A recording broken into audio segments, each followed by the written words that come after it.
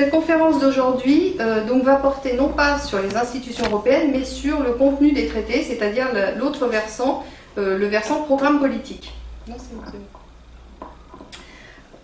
Alors, ah ben oui, ça marche pas. Alors, d'accord, ce que je viens de dire. Oui, c'est. Voilà.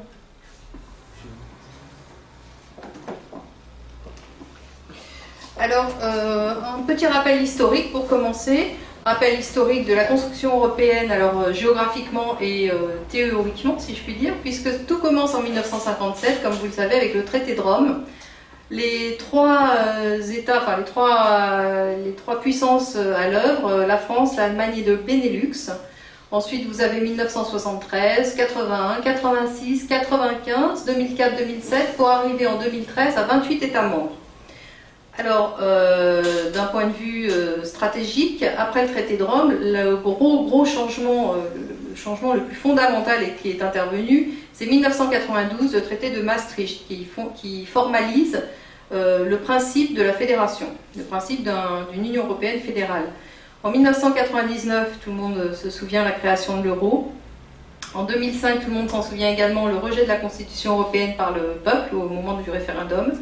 Et en 2008, l'instauration du traité de Lisbonne, qui donne aujourd'hui ce que nous connaissons, le traité sur le fonctionnement de l'Union européenne et le traité de l'Union européenne. Donc deux traités sont issus du traité de Lisbonne.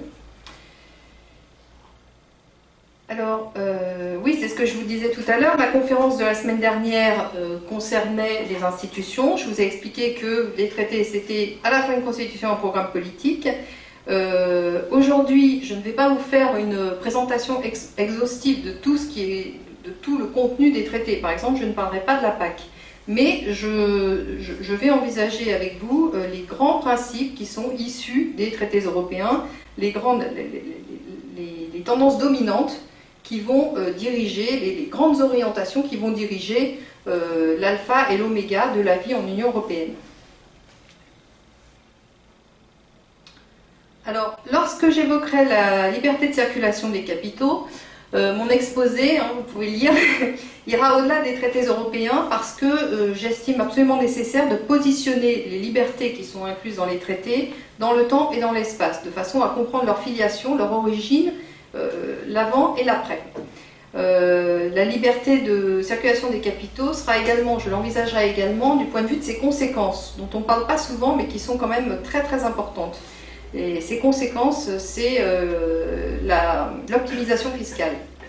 Donc, envisager les conséquences de la liberté de circulation des capitaux, ça va m'amener à envisager la question stratégique de l'organisation des paradis fiscaux et la lutte pour le contrôle de ces paradis et surtout des fonds qui sont drainés par ces paradis. Voilà.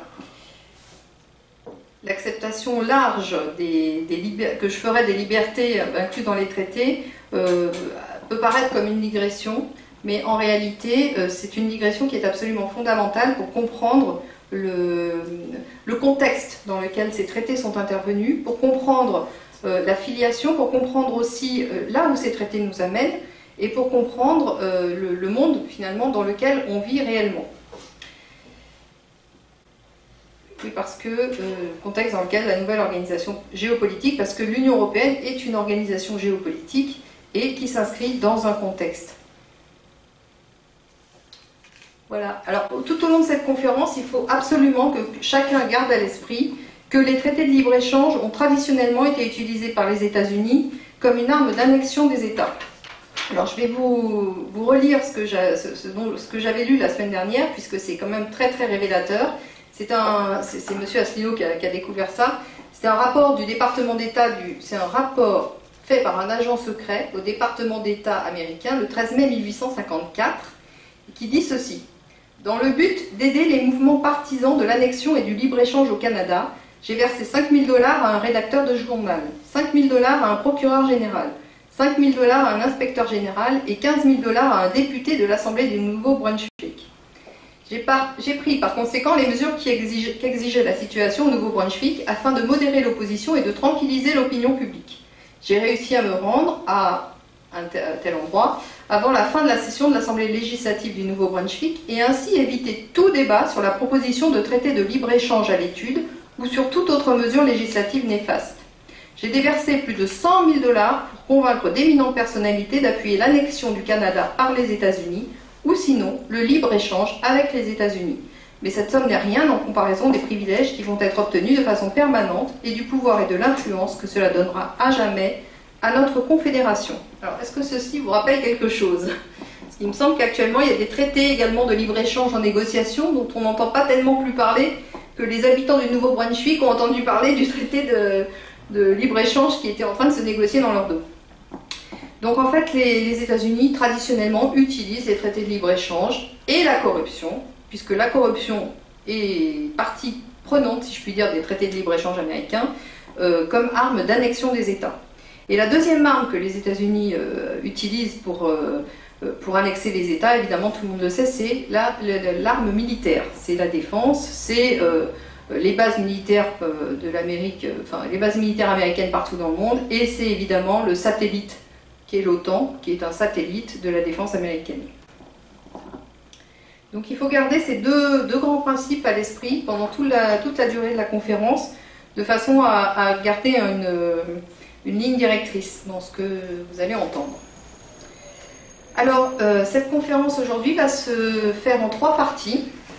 La première partie, je vous propose de parler de la liberté de circulation que j'ai appelée professionnelle, qui est une liberté de circulation à l'intérieur de l'Union européenne et qui concerne les deux côtés professionnels, c'est-à-dire le côté des travailleurs, liberté de circulation des travailleurs, et le côté des employeurs, avec la liberté d'établissement. La deuxième partie sera consacrée évidemment à la liberté de circulation des marchandises et des services. La troisième partie sera consacrée à la liberté de circulation des capitaux, qui est mondiale. Et la dernière partie concernera la dépendance militaire de l'OTAN, de l'Union européenne à l'OTAN, donc aux États-Unis. Alors on va tout de suite commencer par la première partie qui concerne la liberté de circulation professionnelle à l'intérieur de l'Union européenne et en particulier la liberté de la liberté de circulation des travailleurs. Alors la liberté de circulation des travailleurs, c'est l'article 45 du traité sur le fonctionnement de l'Union européenne. Je vous le lis pour que vous l'ayez en tête. Donc la libre circulation des travailleurs est assurée à l'intérieur de l'Union. Elle implique l'abolition de toute discrimination fondée sur la nationalité en ce qui concerne l'emploi, la rémunération et les autres conditions de travail. Donc dans les autres conditions de travail figure la protection sociale. Alors, ce principe-là génère qu'un travailleur qualifié, letton, tchèque ou croate, va pouvoir, pour un salaire 10 fois supérieur à celui escompté dans son pays, mais bien inférieur à celui traditionnellement en vigueur dans le pays d'Europe de l'Ouest dans lequel il envisage de s'installer, vendre son travail, donc ce qui crée en fait une affluence de demande d'emploi dans les pays d'Europe de l'Ouest, en particulier en provenance des pays d'Europe de l'Est, une affluence d'emploi qui déséquilibre le marché de l'offre et de l'emploi. Et ça crée aussi, c'est comme ça d'ailleurs que fonctionnent les compagnies aériennes. Je vous rappelle, les compagnies aériennes low cost, pardon. Je vous rappelle que dans le rapport Attali de 2008, M. Attali préconisait qu'il fallait le développement très important du low cost, qui était qualifié à l'occasion de puissant levier de croissance. Voilà. Donc pour M. Attali, le puissant levier de croissance, c'est le transport aérien low cost, où les gens sont bradés finalement, la force de travail est bradée. Alors, un pas plus loin, la libre circulation des travailleurs à l'intérieur de l'Union européenne, c'est ce que tout le monde appelle les travailleurs détachés. Ça y est, ça n'a pas duré longtemps. Ça ne marche plus. Allô? Bon, bah, tant pis, je vais me passer le micro, hein, si vous voulez vous rapprocher. Donc les travailleurs détachés, en fait, c'est une directive qui date de 1996 et qui a été modifiée, enfin qui a été améliorée, si je puis dire, par une nouvelle directive dont tout le monde a entendu parler en 2014, qui a fait pas mal de bruit. La directive de 2014 ne fait rien d'autre que renforcer les contrôles et les possibilités de contrôle, parce qu'il y avait effectivement de grosses carences de ce côté-là. Alors, la directive de 96 explicite 3 cas dans lesquels un travailleur peut conserver son contrat de travail et ses conditions de protection sociale de son pays d'origine en partant travailler dans un pays tiers qui appartient à l'Union européenne. Alors, le premier cas, c'est le cas dans lequel un employeur détache un salarié vers un autre État membre pour son compte et sous sa direction dans le cadre d'un contrat de sous-traitance, par exemple. Ça, c'est le premier cas de figure. Le deuxième cas, c'est le détachement à l'intérieur d'un groupe. Vous avez un groupe, une entreprise du groupe détache un de ses salariés dans une entreprise du même groupe, mais située dans un autre État membre. Et le troisième cas de figure, c'est l'intérim ou les bureaux de placement. Là, vous avez l'intérim qui loue les services d'un travailleur à une entreprise cliente implantée dans un État tiers. Alors, ce système de travailleurs détachés permet de conserver les prestations, ça concerne d'abord des prestations de services temporaires, et ça permet, vous l'avez compris, de conserver les conditions de travail du pays d'origine alors que le service est exploité. Le service, la prestation de service est faite dans un pays tiers, en général, dans lequel les conditions de travail sont plus chères. Alors, on va aller encore un pas plus loin, parce que la liberté de circulation des travailleurs, ça ne s'arrête pas là. Vous vous souvenez sans doute de la directive Bolkestein, qui date de 2006 et qui a été transposée en 2009. Cette directive avait renoncé, vu la levée de bouclier que ça avait entraîné, avait renoncé à imposer de façon générale le principe dit de l'état d'origine. Le principe de l'état d'origine, ça veut dire d'une façon générale conserver toutes les conditions de travail de l'état d'origine pour un salarié ou un travailleur qui exerce dans un autre État membre. Alors, il y a eu une telle levée de bouclier que la directive service a renoncé à introduire ce principe en 2006. Toutefois, et je voudrais que vous rappeliez à cette occasion la différence entre le règlement et la directive. Vous vous souvenez que ce que je vous ai expliqué la semaine dernière, une directive doit être transposée dans les États membres pour s'appliquer, alors qu'un règlement, qui se prend dans les mêmes conditions législatives que la directive, lui, est directement applicable dans les États membres sans aucune intervention des puissances législatives de chaque État. Alors, la directive service, donc, qui devait être transposée pour 2009, datait de 2006. Et en 2008, dans les mêmes conditions législatives, est intervenu un règlement dont personne n'a jamais entendu parler, du 17 juin 2008, qui concerne la loi applicable aux obligations contractuelles en matière civile et commerciale. Alors, ce règlement reprend le principe abandonné par la directive service suite au rejet des peuples, comme je vous l'ai expliqué, mais en beaucoup plus, en plus grave. Parce que la loi désignée par le présent règlement s'applique même si cette loi n'est pas celle d'un État membre. Donc en réalité, il reprend le principe dit de l'État d'origine, mais non pas à l'intérieur des frontières de l'Union européenne, mais mondialement. Voilà. Donc le principe de l'État d'origine chassé par la porte de la directive service est revenu par la fenêtre du règlement de 2008.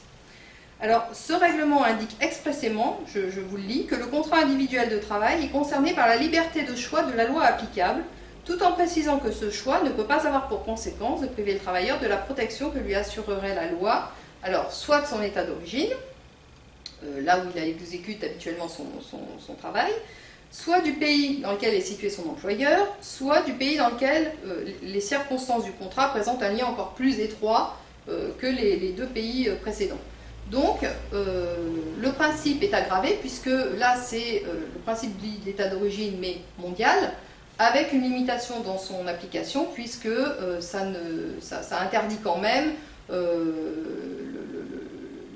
une protection sociale inférieure à ce que le salarié ou ce que le travailleur aurait obtenu s'il était travaillé dans son état d'origine, dans l'état de son employeur, ou un état encore plus proche. Alors, l'état encore plus proche, je ne sais pas trop, mais j'imagine que quelqu'un qui serait détaché de façon 6 mois de l'année, par exemple, dans un pays tiers pour fabriquer un pont ou quelque chose comme ça, ça serait l'état en question serait l'état en question de la protection sociale serait l'état où il exerce son activité de fabrication de ponts. C'est un exemple, hein, il vaut ce qu'il vaut. Alors, le contrat de travail individuel, en conclusion, ce que veut dire ce règlement concrètement, c'est qu'un travailleur chinois pourra venir travailler en France en conservant ses conditions de travail chinoises. Voilà, c'est ça que ça veut dire. Alors, je vous dis, il faut le rappeler quand même, ce règlement, personne n'en a jamais entendu parler. Tout le monde a entendu parler de la directive service qui a fait grand bruit, mais par contre, le règlement, ça, j'ai encore jamais entendu personne qui m'en parlait. Alors maintenant, on arrive à la deuxième.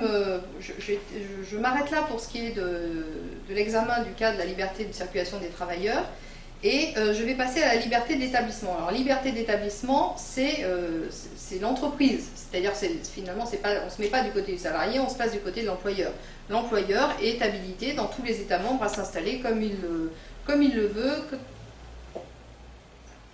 Effectivement, là, je suis un peu en retard. Tac. Voilà, on y est. Alors, la liberté d'établissement, les articles 49 à 55 du traité sur le fonctionnement de l'Union européenne sont concernés. Et je vais vous lire l'article 49 pour fixer les choses. Dans le cadre des dispositions ci-après, les restrictions à la liberté d'établissement d'un ressortissant d'un État membre dans le territoire d'un autre État membre sont interdites. Cette interdiction s'étend également aux restrictions et à la création d'agences, de succursales ou de filiales par les ressortissants d'un État membre établis sur le territoire d'un État membre. La liberté d'établissement comporte l'accès aux activités non salariées et leur exercice, ainsi que la constitution et la gestion d'entreprises, et notamment de sociétés au sens de l'article 54, deuxième alinéa, dans les conditions définies par la législation du pays d'établissement pour ses propres ressortissants, sous réserve des dispositions du chapitre relatif aux capitaux. Alors, cette liberté d'établissement, elle suppose deux choses. Elle suppose premièrement la reconnaissance des diplômes, puisque pas de liberté d'établissement si un État... ça s'appelle des barrières non tarifaires. C'est les barrières réglementaires qui interdisent finalement à un diplômé d'un État d'aller s'installer pour pratiquer sa science dans un autre État qui ne reconnaît pas les diplômes. Donc ça suppose premièrement la reconnaissance des diplômes. Et ça suppose également la disparition des professions réglementées. C'est pour ça que récemment, tout le monde a entendu parler des professions réglementées, il faut absolument, tout le monde se réveille, il faut absolument les supprimer, tout ça. Mais c'est dans les traités que l'interdiction est établie. Et si vous vous souvenez bien, le rapport Attali de 2008 sur la libéralisation de la croissance préconisait déjà la suppression des professions réglementées. Alors, ce rapport Attali, justement, qui date de 2008, était là pour un peu préparer le terrain, puisque ensuite vous avez eu la recommandation du Conseil ECOFIN. Alors, ça a commencé par les GOP de juin 2014, et ensuite vous avez les GOP, Grandes Orientations de Politique Économique, qui ont été confirmées par les recommandations issues du Conseil ECOFIN du 8 juillet 2014. Alors, ça c'est pour... c'est ce qui concerne le stade Union européenne. Et en France, suite à ces recommandations, en France est arrivé le rapport du corps de l'inspection des finances du 24 septembre 2014, qui confirmait la même chose, que tout d'un coup il fallait supprimer toutes les professions réglementées qui coûtaient beaucoup trop cher aux Français, qui vivaient avec depuis très longtemps, mais c'était une source d'appauvrissement pour les populations. Donc, suite au rapport du corps de l'inspection des finances de septembre, vous avez le 18 novembre 2014 la présentation du projet de loi dite Macron, qui prévoit effectivement la liberté... Alors, le projet de loi Macron a évolué. Au départ, c'était la déréglementation des professions réglementées. Donc, vous avez vu, il y a eu une levée de boucliers, des grèves en tout genre, tout ça. Donc finalement, ils sont revenus en arrière. Et ce qui reste actuellement, la loi n'est pas encore votée, ça peut encore changer, mais ce qui reste actuellement, c'est la possible réunion des professions juridiques et comptables dans la même structure juridique. Alors ça a l'air de rien, mais c'est quand même très grave, parce que c'est exactement ce qui existe aux États-Unis. C'est exactement très favorable aux conflits d'intérêts et aux abus de position dominante, puisque c'est favorable aux grands groupes anglo-saxons, vous connaissez les Big Four, qui sont déjà préformatés dans ce sens. C'est donc la disparition programmée des structures françaises qui sont viables. Parce que les petites structures seront amenées à disparaître et les grandes structures, celles qui sont intéressantes, seront rachetées très probablement par ces grandes structures américaines qui fonctionnent comme ça depuis fort longtemps. Alors, le projet de loi Macron, qui est revenu quand même sur une partie de la déréglementation des professions, instaure une liberté d'installation contrôlée pour les notaires, les huissiers et commissaires-priseurs, en instituant une carte des régions pour l'installation, c'est-à-dire finalement la création d'un nouveau numerus clausus pour des professions qui en ont déjà, mais numerus clausus par région. Alors si vous vous souvenez de la conférence de la semaine dernière, ça fait un peu écho à la volonté de régionalisation et de suppression des États-nations. Tout ça, ça va ensemble en fait. Alors, la liberté d'établissement, dans les grandes lignes, c'est ça, mais il faut absolument que vous sachiez que c'est aussi autre chose, puisque l'article 54 du traité sur le fonctionnement de l'Union européenne, je vous le lis, très important, dispose ceci. Les sociétés constituées en conformité de la législation d'un État membre et ayant leur siège statutaire, leur administration centrale ou leur principal établissement à l'intérieur de l'Union sont assimilées, pour l'application des dispositions du présent chapitre, aux personnes physiques ressortissantes des États membres. Par société, on entend les sociétés de droit civil ou commercial, y compris les sociétés coopératives et les autres personnes morales relevant du droit public ou privé, à l'exception des sociétés qui ne poursuivent pas de but lucratif. Alors, la signification réelle de cet article est très importante. La signification réelle, ça veut dire la suppression à terme de tout le droit électoral français. Parce que cet article a l'air de rien, il concerne qu'une liberté limitée qui a l'air d'être la liberté d'établissement. Mais en réalité, à partir du moment où vous assimilez une personne morale à but lucratif à une personne physique, ça veut dire que les personnes morales sont habilitées à financer, au même titre que les personnes physiques, les partis politiques.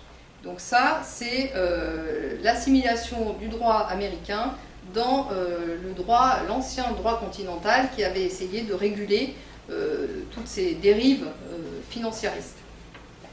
Plus inquiétant encore, cet article-là assimile, en assimilant une personne morale à but lucratif à une personne physique, ça laisse entendre que finalement la personne physique serait une personne morale à but lucratif comme une autre.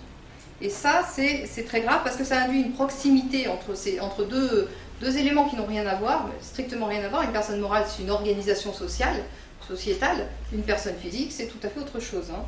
Donc une personne physique, c'est la porte ouverte à la marchandisation du corps humain, de ses produits, de ses composantes, et ça nous amène, nous, directement vers le transhumanisme. Donc cet article 54 du traité sur le fonctionnement de l'Union européenne est un article absolument scélérat qui n'a jamais été encore intégré dans le droit interne des États membres, en tout cas pas à ma connaissance, mais ça se passe très souvent comme ça en Union européenne, c'est la méthode des petits pas, vous avez les principes qui sont instaurés, ils ne sont pas mis en application. D'ailleurs, je peux vous donner un autre exemple de ce mode de fonctionnement naturel de l'Union européenne, c'est que dès le traité de Rome en 1957, vous aviez le principe de la liberté de circulation mondiale des capitaux. Mais ce principe était écrit, mais n'était pas effectif. Il a fallu attendre 1988 pour que une directive Delors, je ne sais pas qui, Delors Lamy,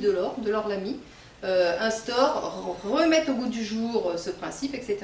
Donc c'est la méthode qui est pratiquée depuis toujours en Union européenne. Vous avez l'instauration des principes, le temps qui passe, on habitue plus ou moins les gens, et puis un jour, d'une façon ou d'une autre, sous forme de directive, de règlement ou de décision de cour de justice, tout d'un coup, on découvre que ces principes qui étaient écrits depuis fort longtemps doivent être mis en application, en vertu du droit de l'Union européenne. Voilà. Ça, je vous ai déjà dit. Alors, la liberté d'établissement en acte en France, effectivement, apparemment, et sans le proclamer, le gouvernement français adosse des réformes imposées par l'Union européenne. Mais en réalité, c'est pas ça, puisque derrière l'Union européenne se cachent des acteurs politiques internes qui préparent le terrain à l'Union européenne dans les États membres. Les décisions dites communautaires ont un substrat idéologique et un soutien politique et technique au sein même des États. C'est ce que je vous ai montré tout à l'heure avec le rapport Attali, qui a précédé de plusieurs années la décision, les recommandations du Conseil ECOFIN du 8 juillet 2014.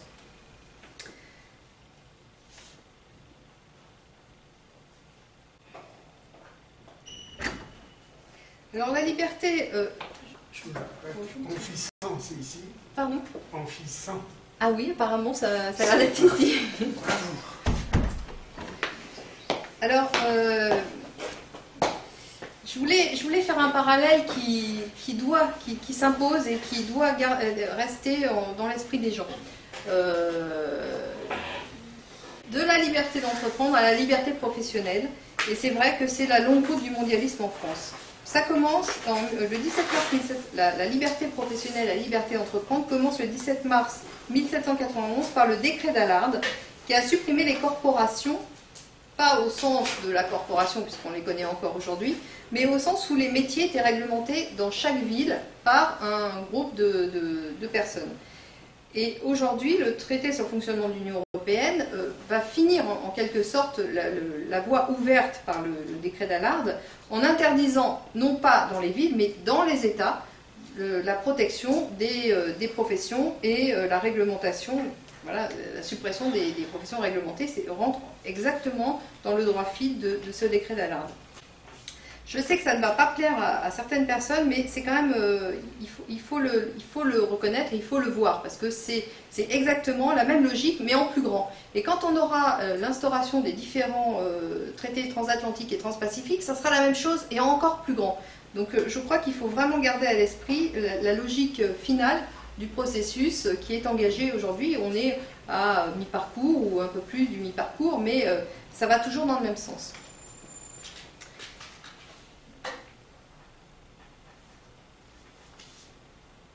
Alors, en conclusion sur la liberté de circulation professionnelle à l'intérieur de l'Union européenne, eh bien, on l'a vu depuis le début, c'est sûr, c'est la course à l'abaissement structurel des salaires et à l'augmentation mécanique de la demande par rapport à l'offre.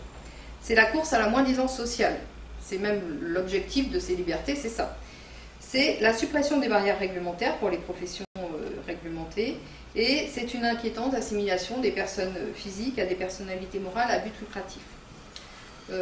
Les exigences européennes sont relayées par des réseaux oligarchiques internes à l'intérieur même des États membres, et les réformes imposées par soi-disant l'Union européenne ont été bien souvent préparées par les États membres d'ailleurs, eux-mêmes en interne, et d'ailleurs il ne faut pas quand même oublier que le pouvoir exécutif, celui qui est chargé de donner les grandes orientations à côté de celles des traités en Union européenne, c'est le Conseil européen, c'est constitué par les chefs d'État des 28 États membres.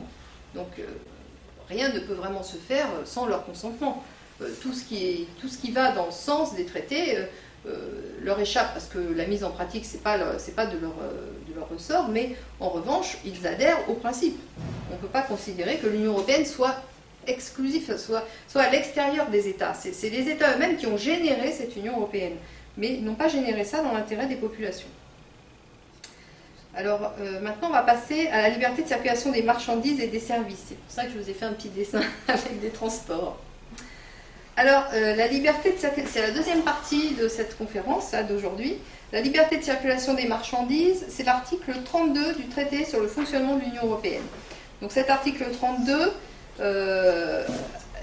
institue que la Commission fixe les tarifs douaniers. Alors elle fixe les tarifs douaniers avec trois contraintes, trois conditions. La première, c'est de promouvoir les échanges commerciaux entre les États membres et les pays tiers. Ça, c'est le premier critère. Promouvoir les échanges commerciaux entre les États membres et les pays tiers, pas entre les États membres tout seuls. Le deuxième critère, c'est qu'il faut accroître la force compétitive des entreprises. Accroître la force compétitive des entreprises. Et le troisième, c'est veiller à assurer l'expansion de la consommation, non pas du bien-être des populations, mais l'expansion de la consommation et l'accroissement de la compétitivité. Donc, ça veut dire, on voit déjà où ça va.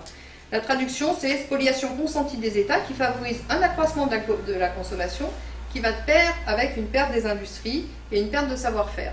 C'est ça qui est inclus dans cet article. Alors, les produits de marque française qui ont été délocalisés vont pouvoir venir se vendre, donc qui ont été fabriqués beaucoup moins cher ailleurs, vont pouvoir venir se vendre sans barrière douanière aucune dans l'état d'origine qui avait pourtant servi un peu de pépinière à ces entreprises au départ. Je pense en particulier aux entreprises automobiles françaises, l'industrie automobile, qui a été longtemps abreuvée et gardée au chaud au sein de l'État pour ensuite maintenant aller se délocaliser et revendre leur production chez nous sans aucune barrière. Donc c'est la perte d'un levier qui servait à protéger les productions intérieures et c'est une prise d'indépendance des entreprises par rapport à leur état d'origine. Alors c'est ce que j'ai essayé d'expliquer, c'est que ces entreprises, par rapport à leur état d'origine, quand elles avaient des parts qui appartenaient à l'État, eh bien elles ont bénéficié de subventions, des infrastructures publiques, de moyens éventuellement diplomatiques pour obtenir des contrats à l'étranger.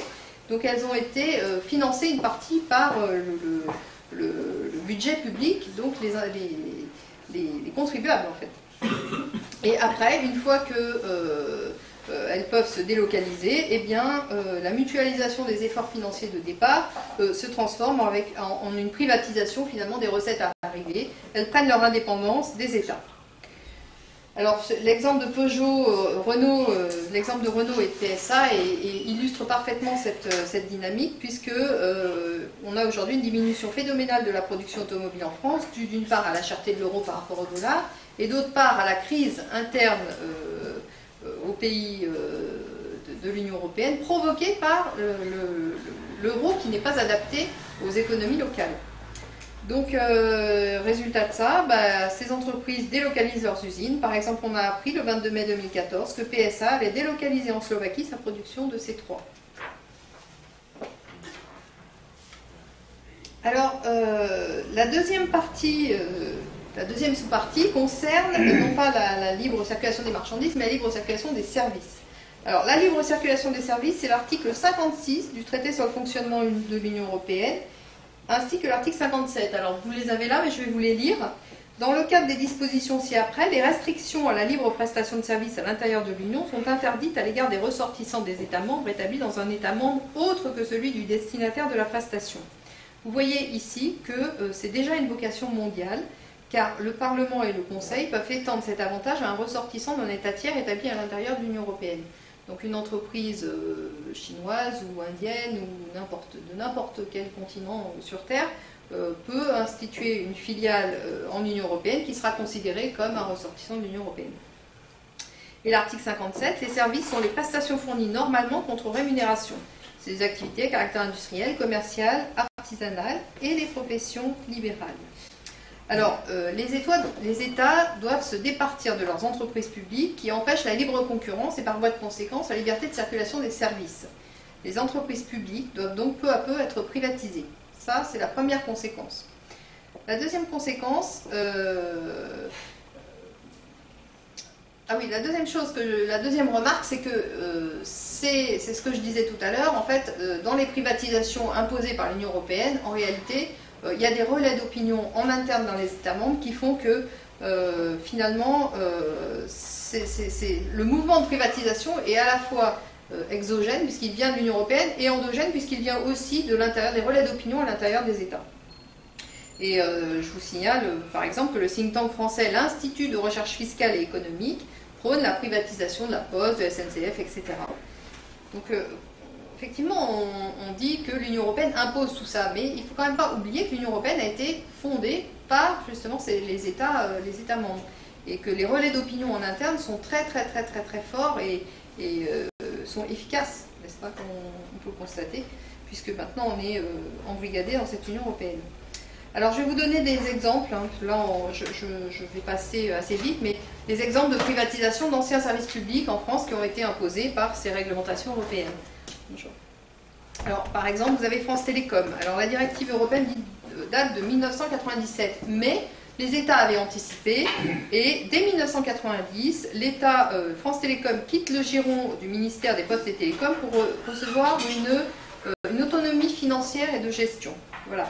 En 1990, hein, la directive date de 1997, donc les États ont largement anticipé sur les tendances lourdes de l'Union européenne. En 1996, France Télécom devient société anonyme, dirigée par un conseil d'administration. Le 20 octobre 1997, l'État, sous Lionel Jospin, vend 21% des parts, soit environ un quart du capital. En septembre 2004, l'État vend encore des participations. La participation publique tombe sous la barre des 50%. En juin 2007, l'État cède encore 5%. Le 1er juillet 2013, France Télécom devient Orange. Et en octobre 2014, la participation de l'État dans Orange ne s'élève plus qu'à 25%. Pour ce qui est de la SNCF, il y a une directive de 1991, oui c'est ça, relative au développement de chemins de fer communautaires qui pose le principe de séparation de la gestion des infrastructures de l'activité de transport en elle-même. Et deux directives d'application de la première qui datent de 1995. Donc la première directive 91, deux directives d'application en 1995. Traduction en droit français. En 1996, création d'un établissement public industriel et commercial, Réseau Ferré de France, pour gérer l'infrastructure, qui est propriétaire du réseau. En 1997, la SNCF exploite le service des transports et la partie commerciale des gares. En 1996 et 2002, entre 1996 et 2002, on assiste à une régionalisation des services régionaux de voyageurs. Et le 24 juin 2014, adoption par l'Assemblée nationale d'un projet de loi visant à créer deux EPIC, deux établissements publics industriels et commerciaux, SNCF qui contrôlera SNCF Réseau et SNCF Mobilité. Alors, je vous ai parlé tout à l'heure du Conseil ECOFIN du 8 juillet 2014. Eh bien, on va le retrouver ici, puisque ce Conseil ECOFIN a trouvé que la privatisation en France de la SNCF était encore trop frileuse. Ce Conseil considère que la France n'a pas encore ouvert son marché intérieur du transport ferroviaire de passagers à la concurrence et que la nouvelle structure risque d'entraver l'accès d'autres opérateurs au réseau.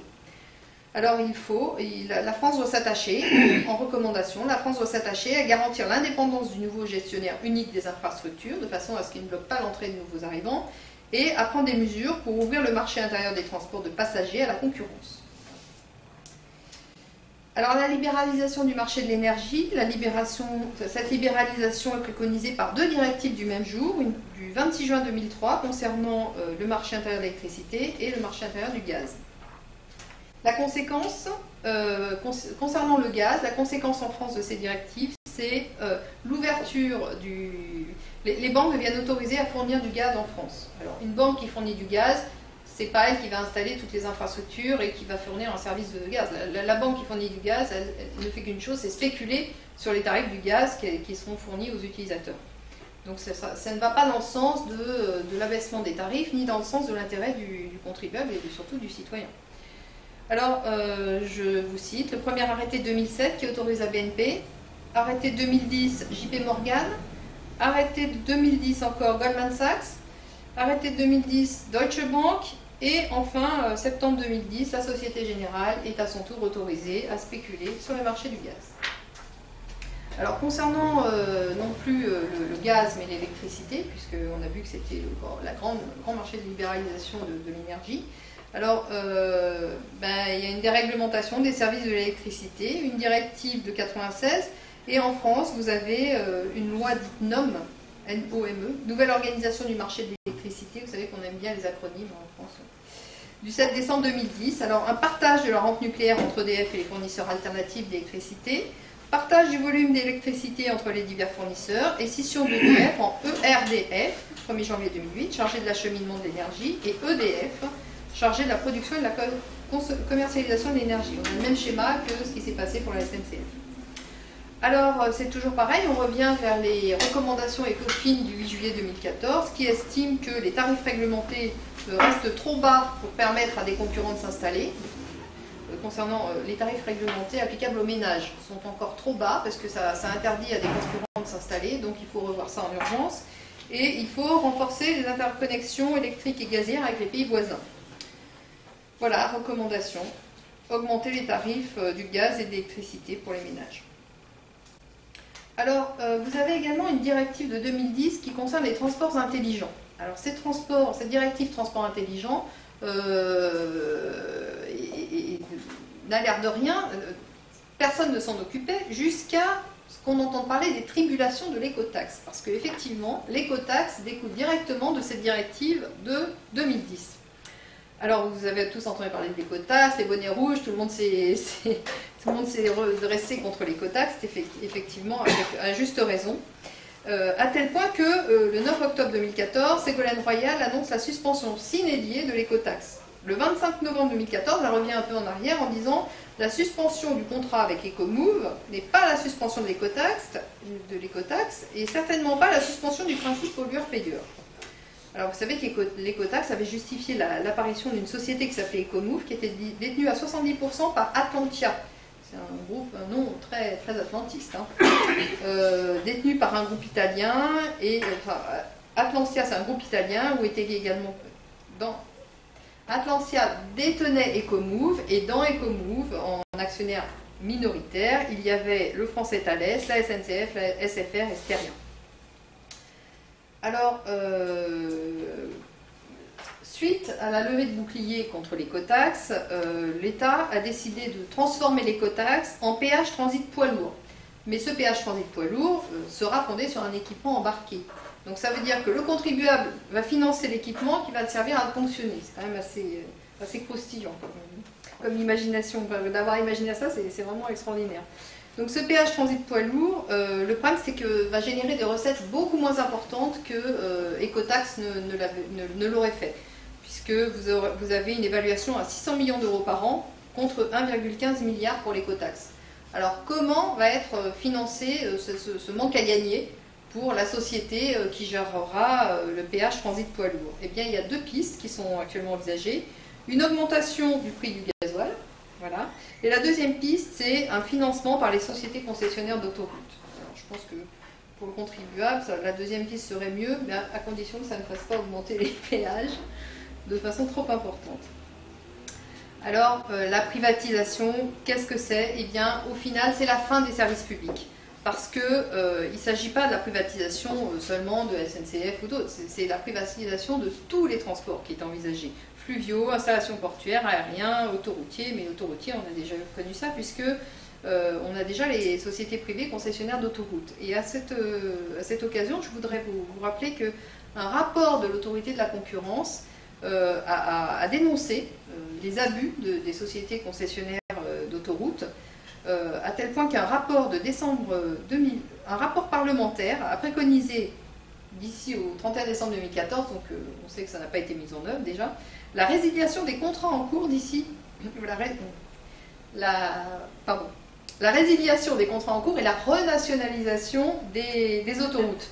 Alors de toute façon, évidemment, la date limite c'était le 31 décembre 2014, on ne l'a pas vu arriver et on ne le verra jamais arriver puisque les traités européens s'opposeront toujours à des renationalisations, puisque l'objectif c'est non pas d'avoir du patrimoine public pour les États, mais au contraire de liquider le patrimoine public pour privatiser.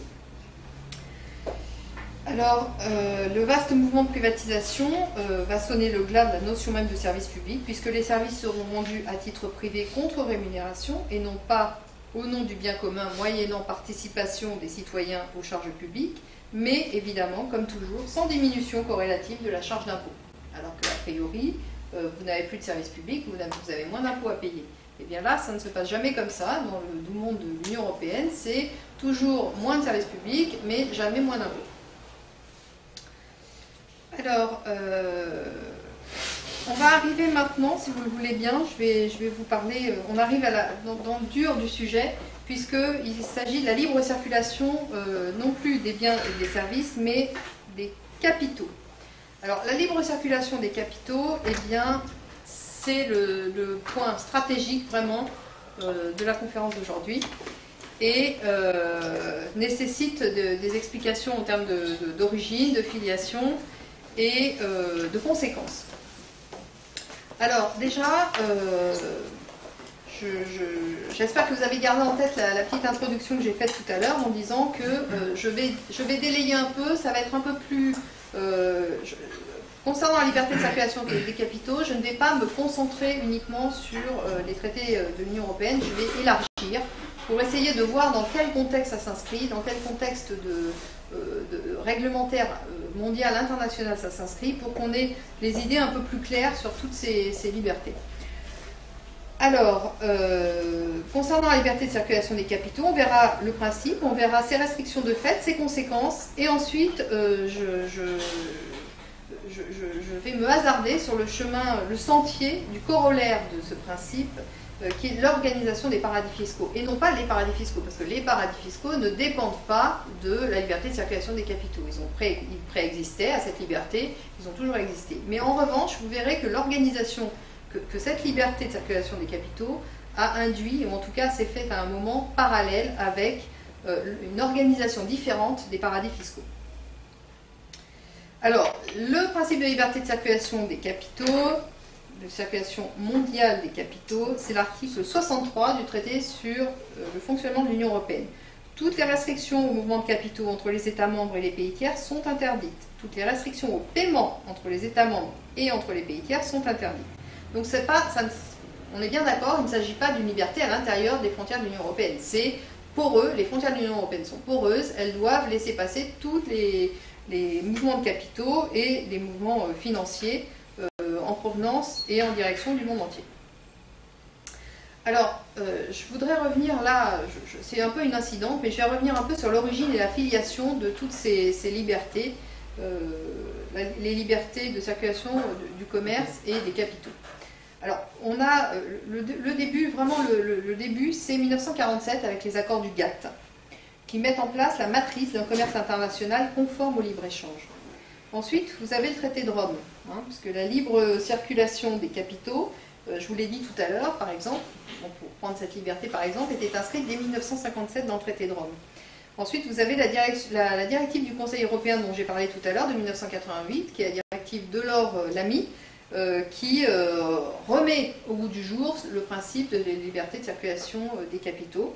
Et puis le traité de Maastricht. Ensuite, vous avez les accords de Marrakech en avril 1994, qui institue l'OMC, et l'OMC qui est chargé de mettre en œuvre finalement la libéralisation mondiale du commerce avec toutes les libertés que nous connaissons, nous, dans les traités européens. Les traités de libre-échange, alors là c'est très important puisque ça, là c'est le passé. Maintenant on arrive à l'actualité. L'actualité de tous ces principes, c'est les grands traités de libre-échange qui sont actuellement négociés.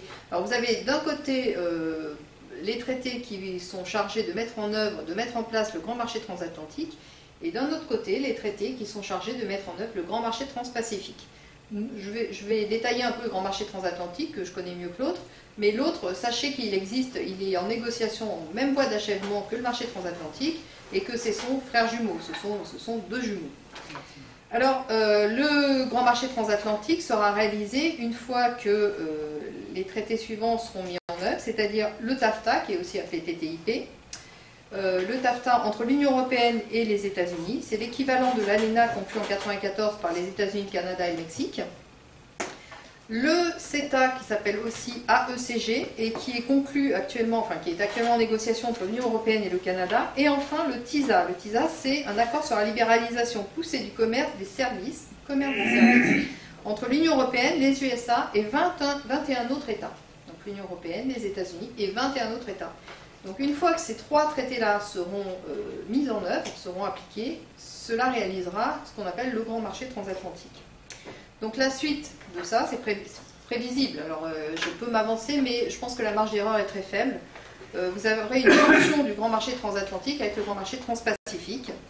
Et si les gens qui sont à l'origine de tous ces traités de libre-échange suivent la même méthode que celle qui a été appliquée pour l'Union européenne, et qui a commencé avec le CECA, qui était un traité relativement anodin, eh bien, la jonction des deux grands marchés se réalisera finalement le gouvernement mondial, qui finalement sera la mise en pratique, la mise en œuvre du nouvel ordre mondial dont tout le monde entend parler. Voilà.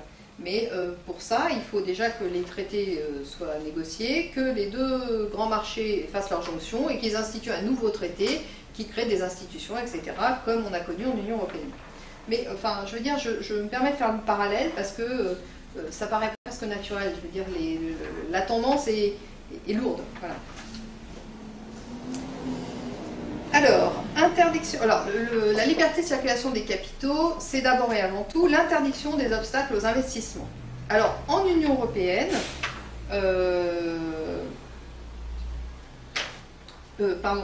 l'interdiction des obstacles aux investissements, donc qui découle de cette liberté des traités européens. Alors se décline en France, les conséquences en France, vous les voyez, sont les suivantes. Entre 2001 et 2003, J'aime plus est tombé dans le giron américain, et c'est surtout ces brevets qui intéressaient les Américains. En 2003, le groupe Péchinet a été racheté par Alcan, lui-même racheté en 2007. En août 2012, vous avez un Chinois qui rachète Château Gevrey-Chambertin. En novembre-décembre 2014, cession du pôle énergie d'Alstom. Alors là, j'insiste beaucoup.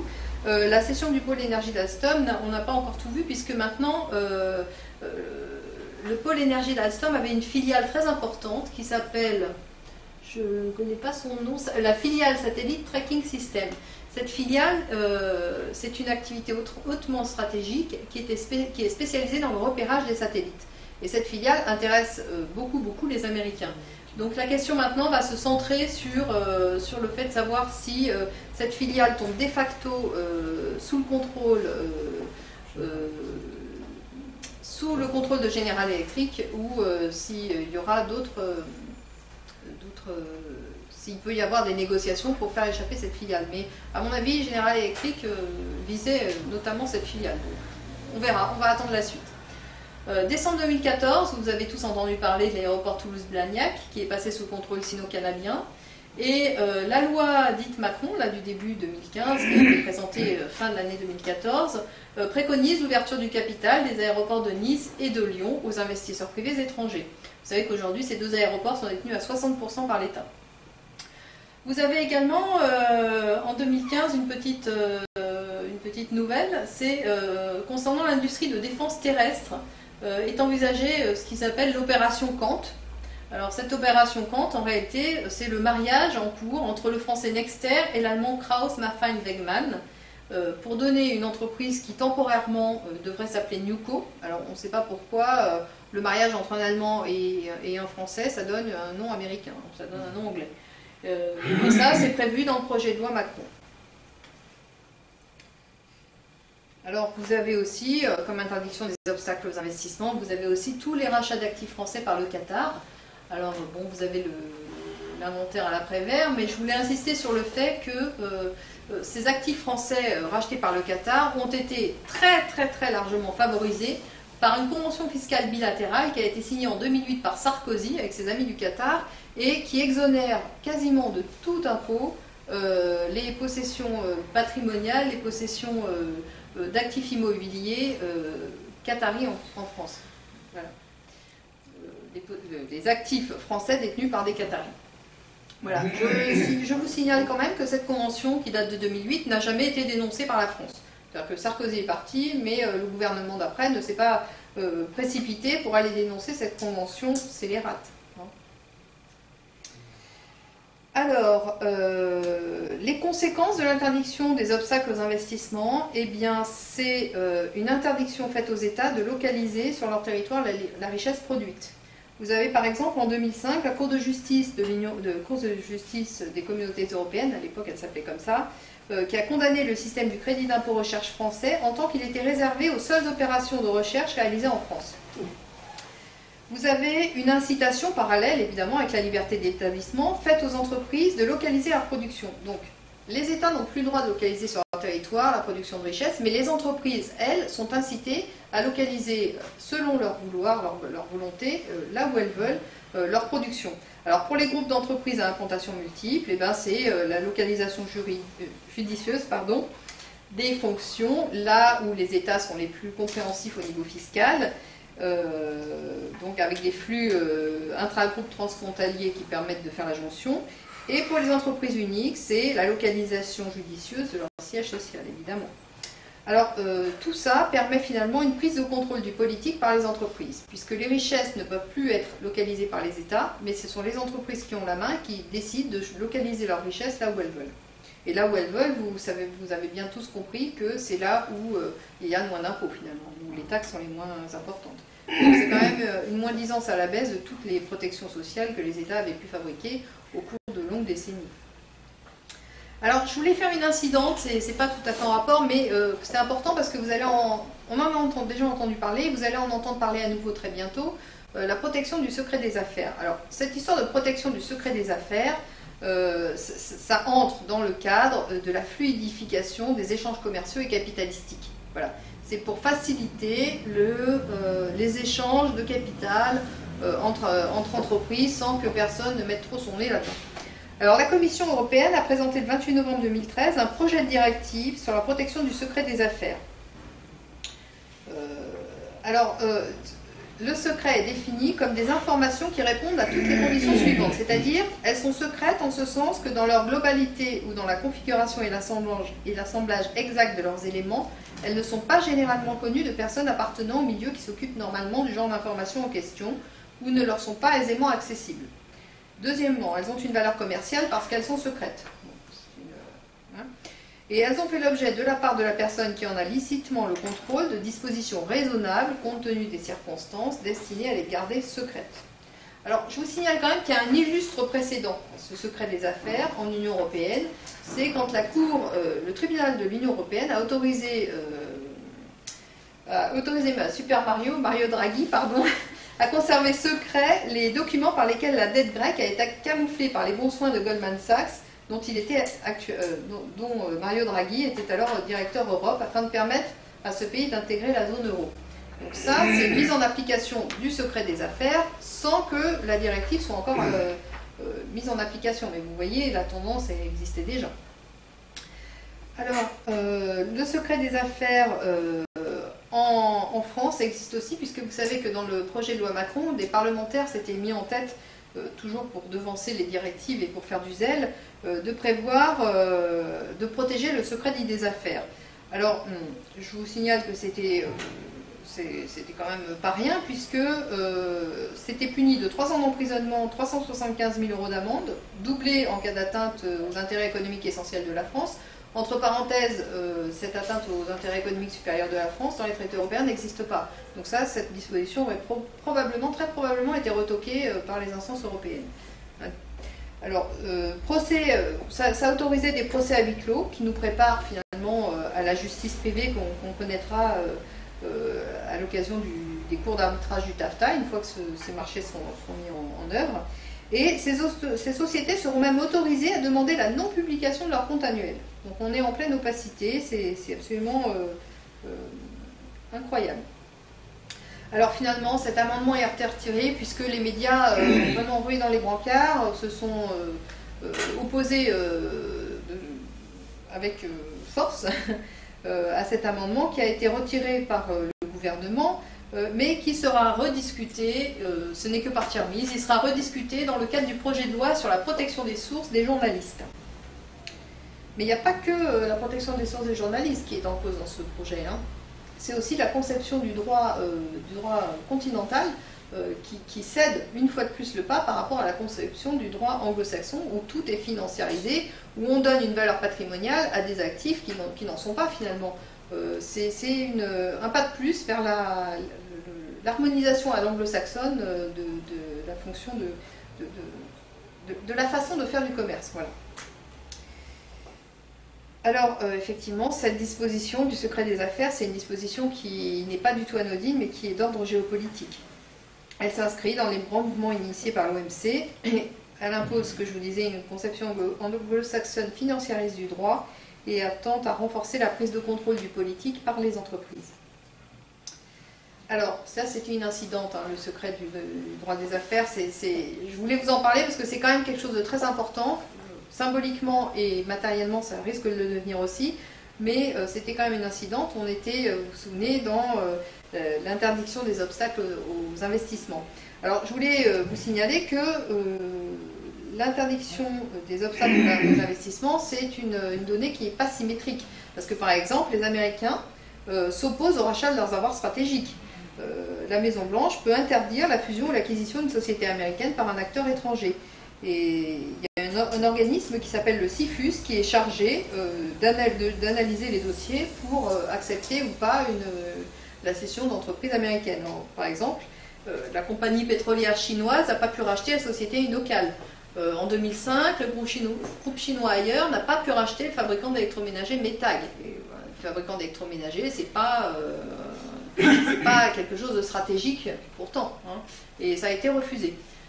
L'équipementier chinois de télécommunications Huawei n'a pas pu entrer au capital de Freecom, ni de Two-Wire, Motorola, ni racheter l'entreprise de technologie californienne Freelift System. Alors en Chine c'est pareil, un projet d'acquisition d'une entreprise chinoise ne peut être réalisé qu'une fois l'obtention de l'approbation des administrations concernées. Même si les personnes privées se sont mises d'accord et ont signé les contrats. Les administrations chinoises peuvent refuser et interdire un tel rachat. Alors, concernant les interdictions des obstacles aux investissements, concernant le principe de libre circulation mondiale des capitaux, eh bien, on ne peut que constater que c'est un principe qui est général et absolu, qui est édicté comme tel, mais dans les faits, eh bien, il y a des restrictions, et des restrictions qui proviennent des États-Unis d'Amérique. Puisque, à la faveur du moyen de pression que représente la menace de fermeture de leur marché aux entreprises étrangères, et sous la prétendue lutte contre la corruption, les États-Unis décrètent unilatéralement des interdictions de commercer et d'échanger ils s'opposent à ce que les capitaux puissent circuler librement. Alors évidemment, vous avez eu des interdictions de commercer avec l'Iran, avec Cuba qui viennent d'être levées, avec le Soudan et d'autres, et vous avez l'embargo dont on entend beaucoup parler actuellement contre la Russie, qui a été suivi, embargo américain qui a été suivi sans scrupule par les dirigeants de l'Union européenne. Alors vous avez des pans entiers de l'économie française qui sont menacés. Peugeot en 2012 et Renault en 2013 ont été interdits de continuer leurs activités en Iran. Vous avez Total en 2013 qui a subi 400 millions d'euros d'amende et qui est mis jusqu'en 2016 sous tutelle du département de la justice américaine. 400 millions. Oui, 400. Vous avez dit 4 millions. Non, pardon. J'ai cru avoir dit 400. Non, 400 millions effectivement. Et qui est doté d'un surveillant en intégrité. Alors je ne sais pas si ça ne vous rappelle pas des périodes très sombres de l'histoire, le surveillant en intégrité, qui fait partie des conseils d'administration jusqu'en 2016. Qui est un représentant du secrétariat d'État américain qui participe au conseil d'administration de la société Total. Et vous avez BNP Paribas, qui évidemment, là vous le savez aussi, vous vous en souvenez certainement, en juin 2014 a dû payer 10 milliards de dollars d'amende, infligée toujours par le département de la justice américaine, et qui a dû licencier des hauts salariés sous la menace de retrait de licences bancaires aux États-Unis.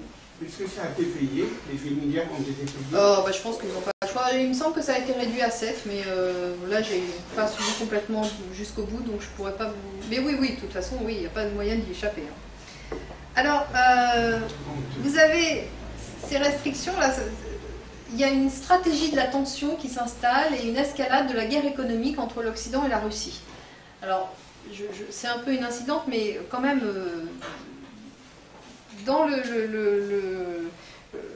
les restrictions que les États-Unis mettent à la liberté de circulation des capitaux, ça va jusqu'à une montée de la tension économique et même, étant donné que ce qui se passe en Ukraine, ça peut aller aussi bien au-delà. Alors en juillet-septembre 2014, l'Union européenne prend évidemment sous la pression américaine des sanctions contre la Russie. Le 20 octobre 2014, je ne sais pas si vous vous en souvenez, il y a eu un très suspect décès du PDG de Total après que celui-ci ait conclu avec la Russie d'importants contrats gazés libellés en euros ou en roubles. Fin novembre 2014, vous avez Sergueï Lavrov, le ministre des Affaires étrangères russe, qui affirme que l'Occident, par le biais des sanctions imposées à la Russie, cherche à imposer un changement de régime politique en Union européenne. Donc vous voyez que ça va quand même très loin. En Russie. Oui, en Russie. Ah oui, mais décidément, hein, effectivement, vous avez compris, hein, de toute façon, là, il n'y a pas de doute. Le 13 décembre 2014, le Congrès américain autorise de nouvelles sanctions contre Moscou et le 18 décembre 2014, l'Union européenne s'aligne en décrétant de nouvelles sanctions via la Crimée. On va voir comment tout ça se terminera. Alors, on arrive à la troisième partie de la liberté de circulation des capitaux, et là je voudrais insister sur les conséquences que cette liberté de circulation des capitaux a engendré. C'est une conséquence directe qui provient de l'instauration de cette liberté. Eh bien, c'est l'optimisation fiscale. L'optimisation fiscale, elle provient de la mise en concurrence fiscale des États par les entreprises. Je vous ai expliqué que les entreprises s'installaient, soit leur siège social, soit des filiales, dans les États qui étaient le plus conciliants en matière d'impôts. Voilà. Alors, cette optimisation fiscale,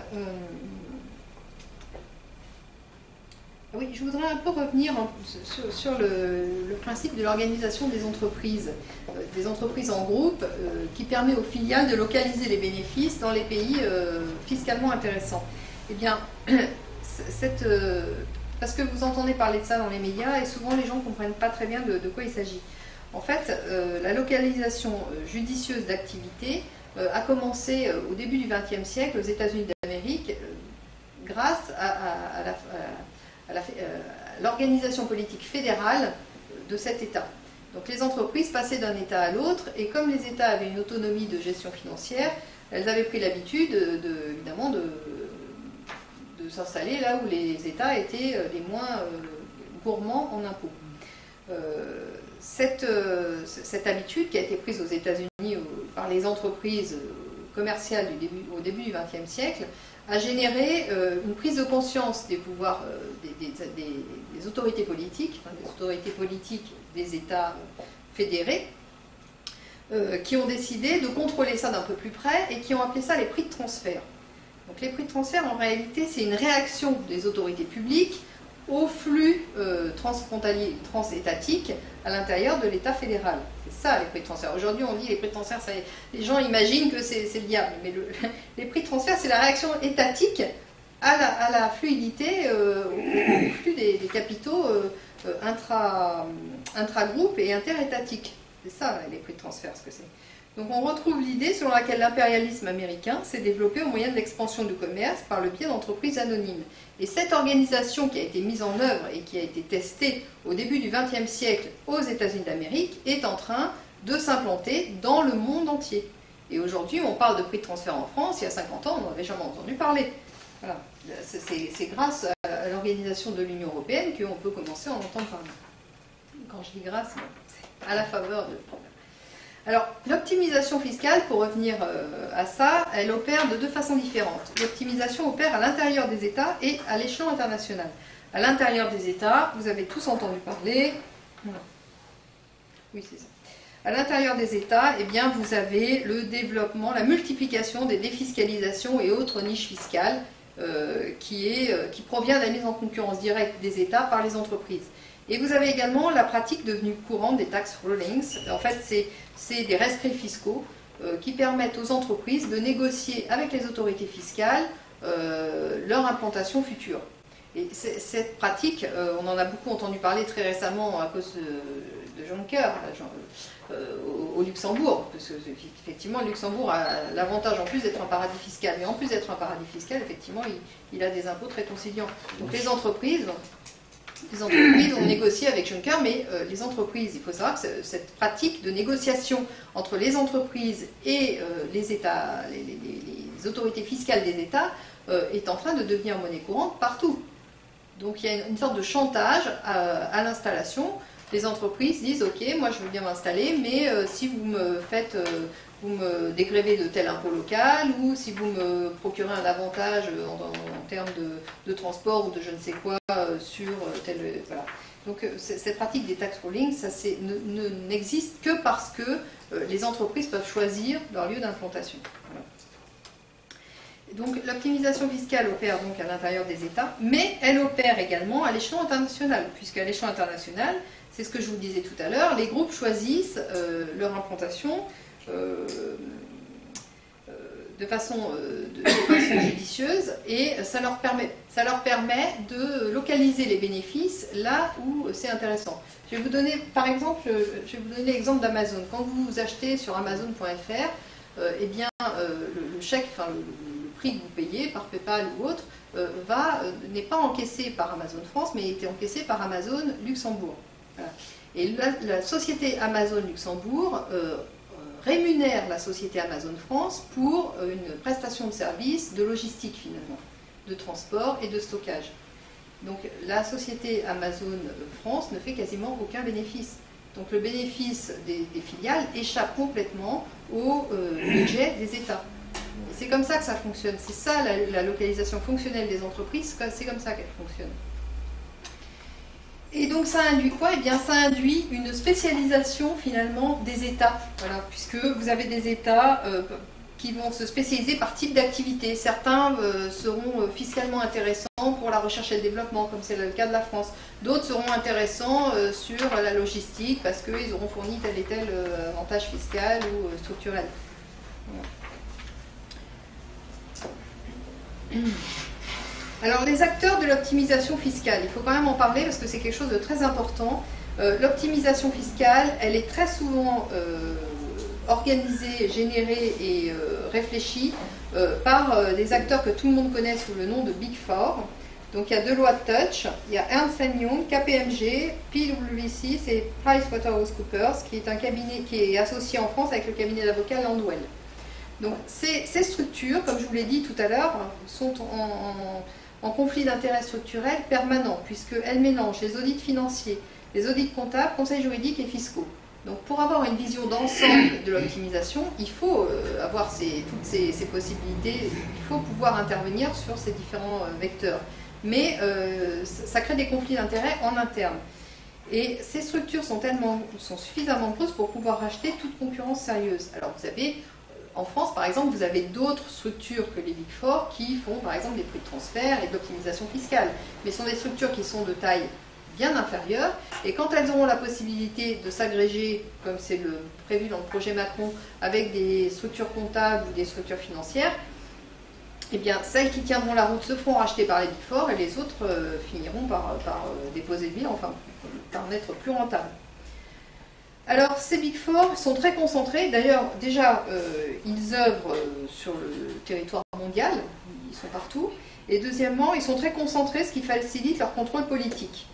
Et la chose qu'il faut vraiment savoir, c'est que ces Big Four, c'est eux qui font les lois en vigueur dans les paradis fiscaux. Ils impliquent, ils instituent, ils organisent les limited partnership et les trusts anonymes qui permettent aux paradis fiscaux de cacher, par leur législation interne, puisque on va voir tout à l'heure, ce sont devenus des États très souvent indépendants, permettent structurellement de garder anonymes les propriétaires des biens figurant dans les entreprises. Et ces paradis fiscaux, eh bien, évidemment, après sont en concurrence avec les pays à la structure juridique établie, et ce qui a pour conséquence de niveler les normes juridiques dans le sens de l'opacification du business. Voilà. Puisque vous avez les paradis fiscaux qui proposent des structures dans lesquelles les propriétaires sont anonymes, et bien après, ces États-là sont en concurrence avec les autres États, et ça nivelle un petit politique permettant l'appauvrissement financier des États, puisque l'interdiction faite aux États de localiser la richesse produite sur leur territoire, incitation des entreprises à localiser à leur convenance les richesses qu'elles-mêmes produisent, et incitation des entreprises à demander des avantages fiscaux et légaux aux différents États, ce qui a pour conséquence de les appauvrir.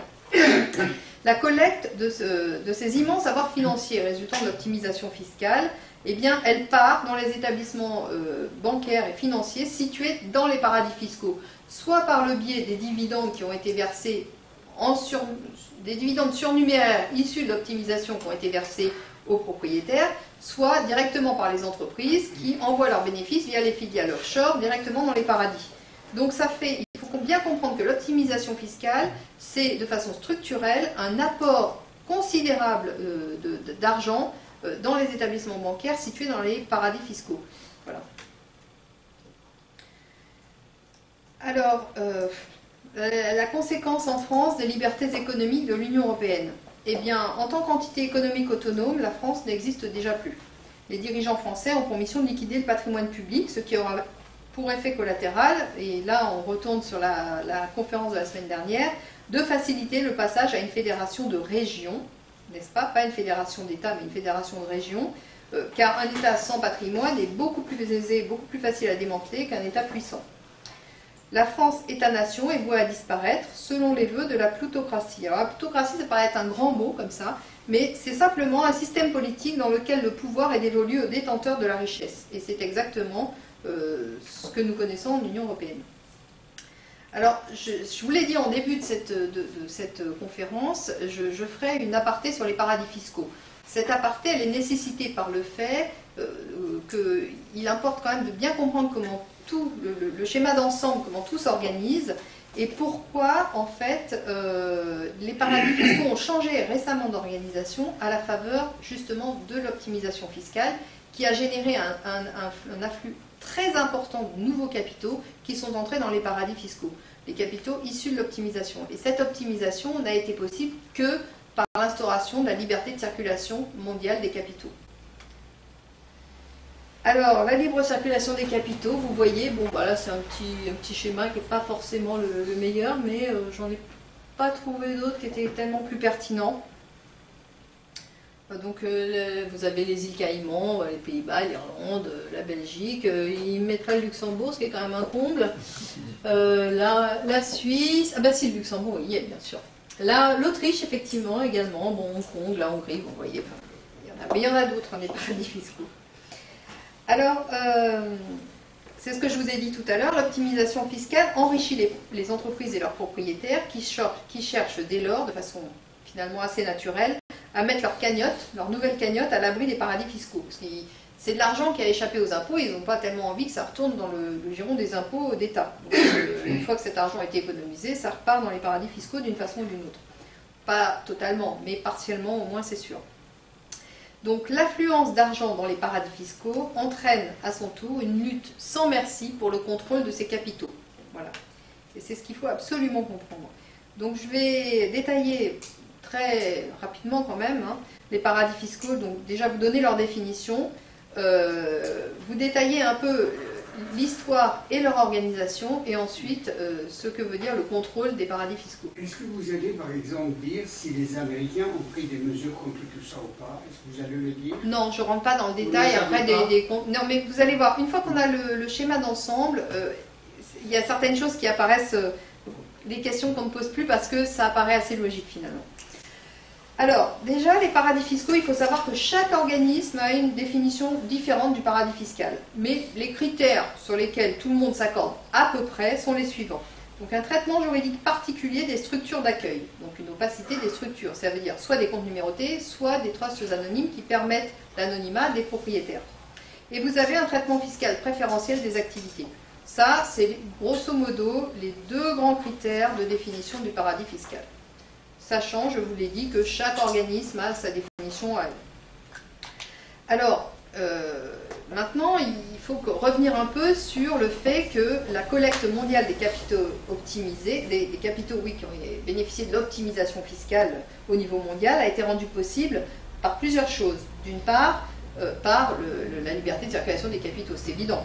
Deuxièmement, par l'imposition d'un modèle juridique anglo-saxon, c'est-à-dire la notion de trust, de LBO, dans le commerce mondial. L'imposition d'un modèle juridique unique facilite la libre circulation des capitaux, parce que c'est bien beau de dire on va laisser les capitaux circuler, mais si personne ne s'entend sur la définition des structures d'accueil et des vecteurs juridiques qui permettent la transmission de ces capitaux, c'est le brouhaha et personne, finalement, ça ne circule pas. Donc ça nécessite l'instauration d'un modèle juridique unique. Et ce modèle juridique, sans surprise, c'est celui anglo-saxon. Et ça s'est rendu possible également par la domination du monde dit des affaires, à juste titre, par des officines multinationales anglo-saxonnes qu'on appelle les Big Four, mais également les banques. Vous savez que les banques ont un rôle important dans l'optimisation fiscale, et pas que les Big Four. Alors, maintenant, comment l'organisation des paradis fiscaux, l'histoire récente de l'organisation des paradis fiscaux a un peu basculé. Vous savez que les paradis fiscaux, ce que je disais en début de conférence, ont toujours existé. La Suisse a permis évidemment aux nazis de cacher une bonne partie des trésors qu'ils avaient volés, etc. C'est pas quelque chose de nouveau. Mais en revanche, ce qui est nouveau, c'est la façon dont aujourd'hui les paradis fiscaux s'organisent. Vous avez dans les années 60, 70, 80, tout un tas, l'émergence de quantité de micro-États qui deviennent subitement indépendants du Commonwealth britannique. Donc vous avez en 65 les Maldives, en 66 les îles Caïmans, la Barbade, en 76 les Seychelles, 81 Antigua et Barbuda. Bon, il y en a d'autres, je ne vous fais pas un inventaire à la Prévert. Mais la souveraineté de ces États, bien entendu, est aussi artificielle que l'est leur économie. Entièrement fondée sur l'évasion fiscale et le blanchiment d'argent au profit de l'Empire. Le passage à ce propos, je voulais signaler que le passage de Hong Kong et de Singapour dans le giron politique chinois, récemment, va rendre plus difficile, certainement, le contrôle financier de ces régions par les banques occidentales. D'où la tentation, pour les Occidentaux, d'aller y implanter des révolutions colorées de démocratie, mais dont la nature réelle est politico-financière. Alors, les paradis fiscaux, sous domination des banques anglo-saxonnes, prennent peu à peu le pas sur les paradis fiscaux traditionnels qui n'étaient pas organisés en réseau et qui étaient géographiquement limités à un État ou un autre, mais qu'il n'y avait pas de corrélation entre les banques travaillant dans cet État, gérant l'argent du paradis dans cet État et d'autres États ailleurs. Mais récemment, avec l'organisation de tous ces micro-États qui sont devenus indépendants, eh bien, les paradis fiscaux se sont organisés en réseau, fondés non plus sur le secret des comptes bancaires, mais fondés sur l'opacité des propriétaires des fonds. Paradis fiscaux sous la domination. Oui, voilà. Donc les paradis fiscaux qui sont sous la domination des banques anglo-saxonnes sous forme de trust prennent le pas sur les paradis fiscaux traditionnels qui ne sont pas organisés en réseau et qui étaient fondés sur le secret des comptes bancaires. Les paradis fiscaux, concrètement aujourd'hui, les seuls à pouvoir prospérer sont ceux fondés sur les trusts. Et il est fait une guerre implacable à tous les paradis fiscaux localement contrôlés par des États indépendants, des vrais États indépendants, qui sont impitoyablement pourchassés et à grand renfort d'appel à la morale. Vous savez qu'on a eu toutes les histoires de la Suisse qui a été... Bon, je ne reviens pas sur tout ça. Alors, Alors, qui sont les garants de cette nouvelle... Comment cette nouvelle affectation des fonds dans les paradis fiscaux est vraiment possible? Eh bien, ça va peut-être vous surprendre, mais en réalité, c'est l'OCDE, avec son modèle d'échange d'informations, qui rend possible tout ça. Pourquoi? Parce que sous prétexte de lutter contre... Sous prétexte de lutter contre les paradis fiscaux et l'évasion fiscale, eh bien, l'OCDE a organisé un modèle d'échange d'informations entre les États membres, mais le problème, c'est que ce modèle d'échange d'informations n'impose pas aux États... ce modèle d'échange d'informations n'impose pas aux États de modifier leur structure juridique formelle. C'est-à-dire que dans tous les petits États subitement indépendants du Commonwealth britannique qu'on a vu tout à l'heure, eh bien, ces États sont structurellement organisés en disant « nous, on reconnaît le trust anonyme ». Eh bien, les conventions des modèles d'échange d'informations générés par l'OCDE implique que les États acceptent d'échanger des informations, mais n'implique pas que ces États modifient leur structure juridique intérieure. Donc ça veut dire que ça met, de facto, ça empêche la lutte contre les paradis fiscaux, puisque les petits États vont dire d'accord, moi je veux bien vous donner toutes les infos que vous voulez, mais malheureusement je ne peux pas vous donner l'information concernant les propriétaires de ce trust Intel, qui est un trust anonyme, et donc je n'ai pas l'information. Je ne l'ai pas, l'information, je ne peux pas vous la donner, et il n'est pas question que je change ma structure juridique intérieure pour vous la donner. Et je vous l'ai dit tout à l'heure, dans les paradis fiscaux, qui est-ce qui organise la loi? Eh bien, ce sont les Big Four. Donc vous voyez comment les choses s'enchaînent.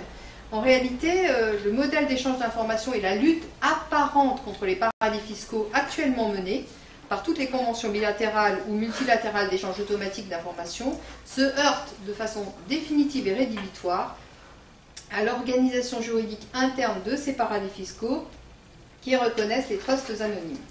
Voilà. Donc tant qu'on reconnaîtra, tant que des pays, des micro-États ou n'importe quelle structure d'ordre public dans le monde reconnaîtra le trust anonyme et la possibilité de cacher les propriétaires des détenteurs du patrimoine, capital, il n'y aura jamais de lutte contre les paradis fiscaux. C'est une lutte d'apparence, mais c'est une lutte qui ne peut pas aboutir. C'est une lutte qui est structurellement faite pour ne pas exister. Voilà. Sauf, par exemple, si les Anglais, si les Anglais le veulent. Ah bah, c'est pas les Anglais, là, c'est plutôt les Américains, je pense, qui sont à la manœuvre. Oui, les Big Four, ouais, c'est plutôt les Américains.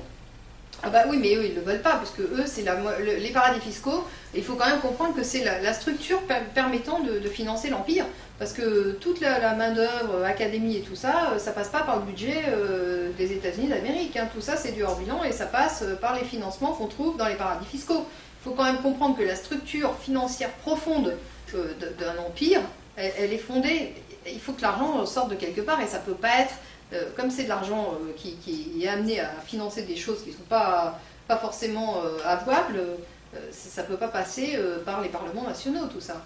Les paradis fiscaux sont partie intégrante de l'organisation mondiale voulue par l'Empire américain actuel. Voilà, et tant qu'on n'aura pas compris ça, on ne comprend pas ce qu'est la lutte contre les paradis fiscaux. La lutte contre les paradis fiscaux, c'est une lutte de façade. C'est une lutte qui ne pourra jamais aboutir, puisqu'on autorise de façon légale les propriétaires de capitaux à rester anonymes. Voilà. Alors, oui, vous savez, je voulais insister, les conventions fiscales d'échange automatique d'informations qui sont bilatérales ou multilatérales sont toutes formatées sur le modèle proposé par l'OCDE. Alors,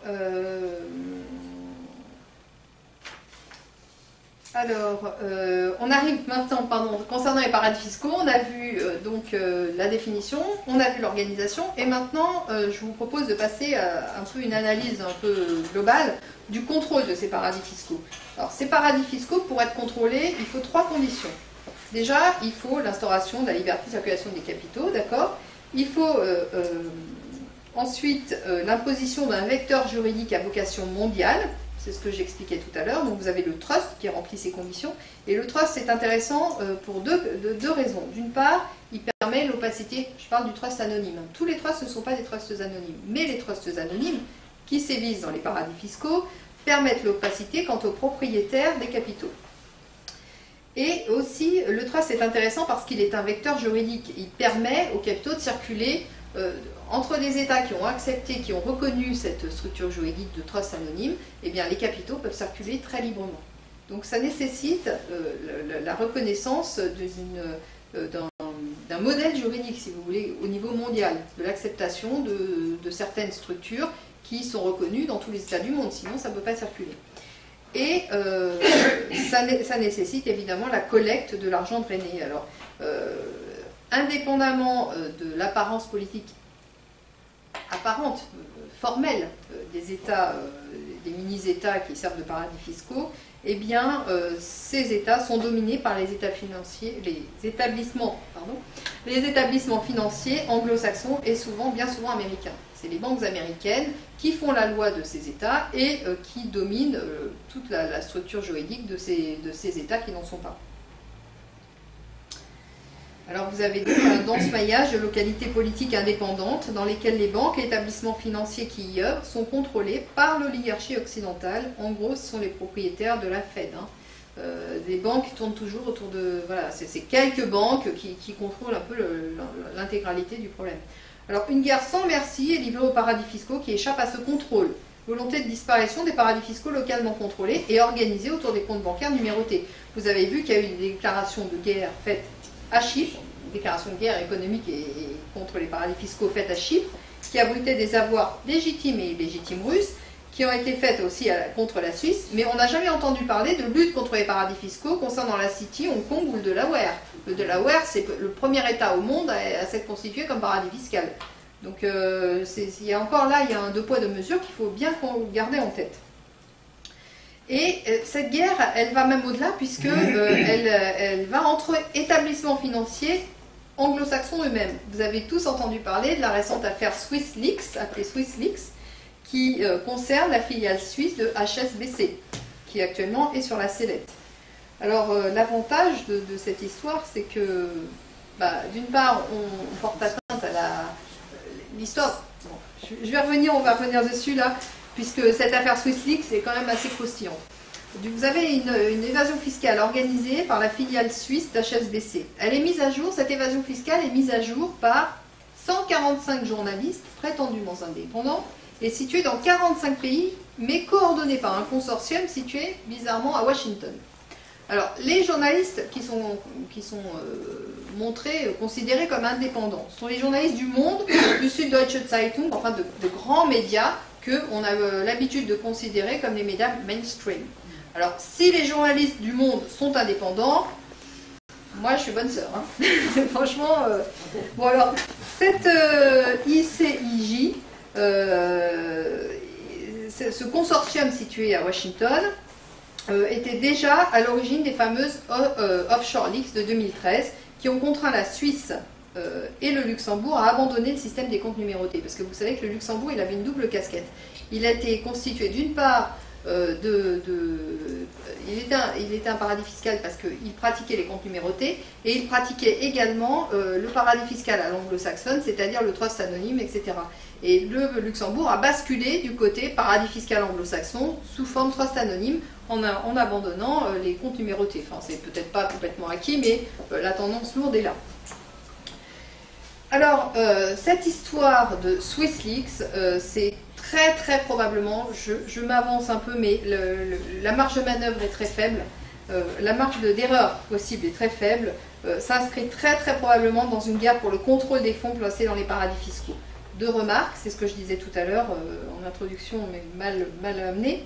La filiale, il s'agit d'un établissement bancaire situé en Suisse. Alors ça porte un discrédit sur la Suisse dont on a déjà beaucoup entendu parler en termes de paradis fiscal. La Suisse, c'est le diable. Alors déjà, ça porte un discrédit sur la Suisse. Donc c'est le premier objectif est atteint. Et le deuxième objectif, eh bien, on fait d'une pierre deux coups en portant atteinte à un établissement bancaire anglais. Non seulement on porte atteinte au crédit de la Suisse, mais en plus à un établissement bancaire anglais qui est susceptible de faire concurrence aux grandes banques américaines. Alors, je voulais quand même vous signaler que HSBC, c'est quand même pas n'importe quoi, c'est pas n'importe quelle banque, parce que c'est une banque qui s'est construite sur le commerce des drogues dures, de l'opium, et qui a permis à l'opium, vous savez, qui venait d'Inde via la Chine, qui venait via l'Inde, qui partait de l'Inde et qui arrivait en Chine, et qui a permis le renforcement de l'Empire britannique au même temps que l'affaiblissement corrélatif de la Chine. Les guerres de l'opium, tout le monde a à peu près en tête ce que c'était. Voilà, donc HSBC, c'est quand même pas... Bon, si HSBC disparaissait de la surface de la Terre, il manquera personne. Hein.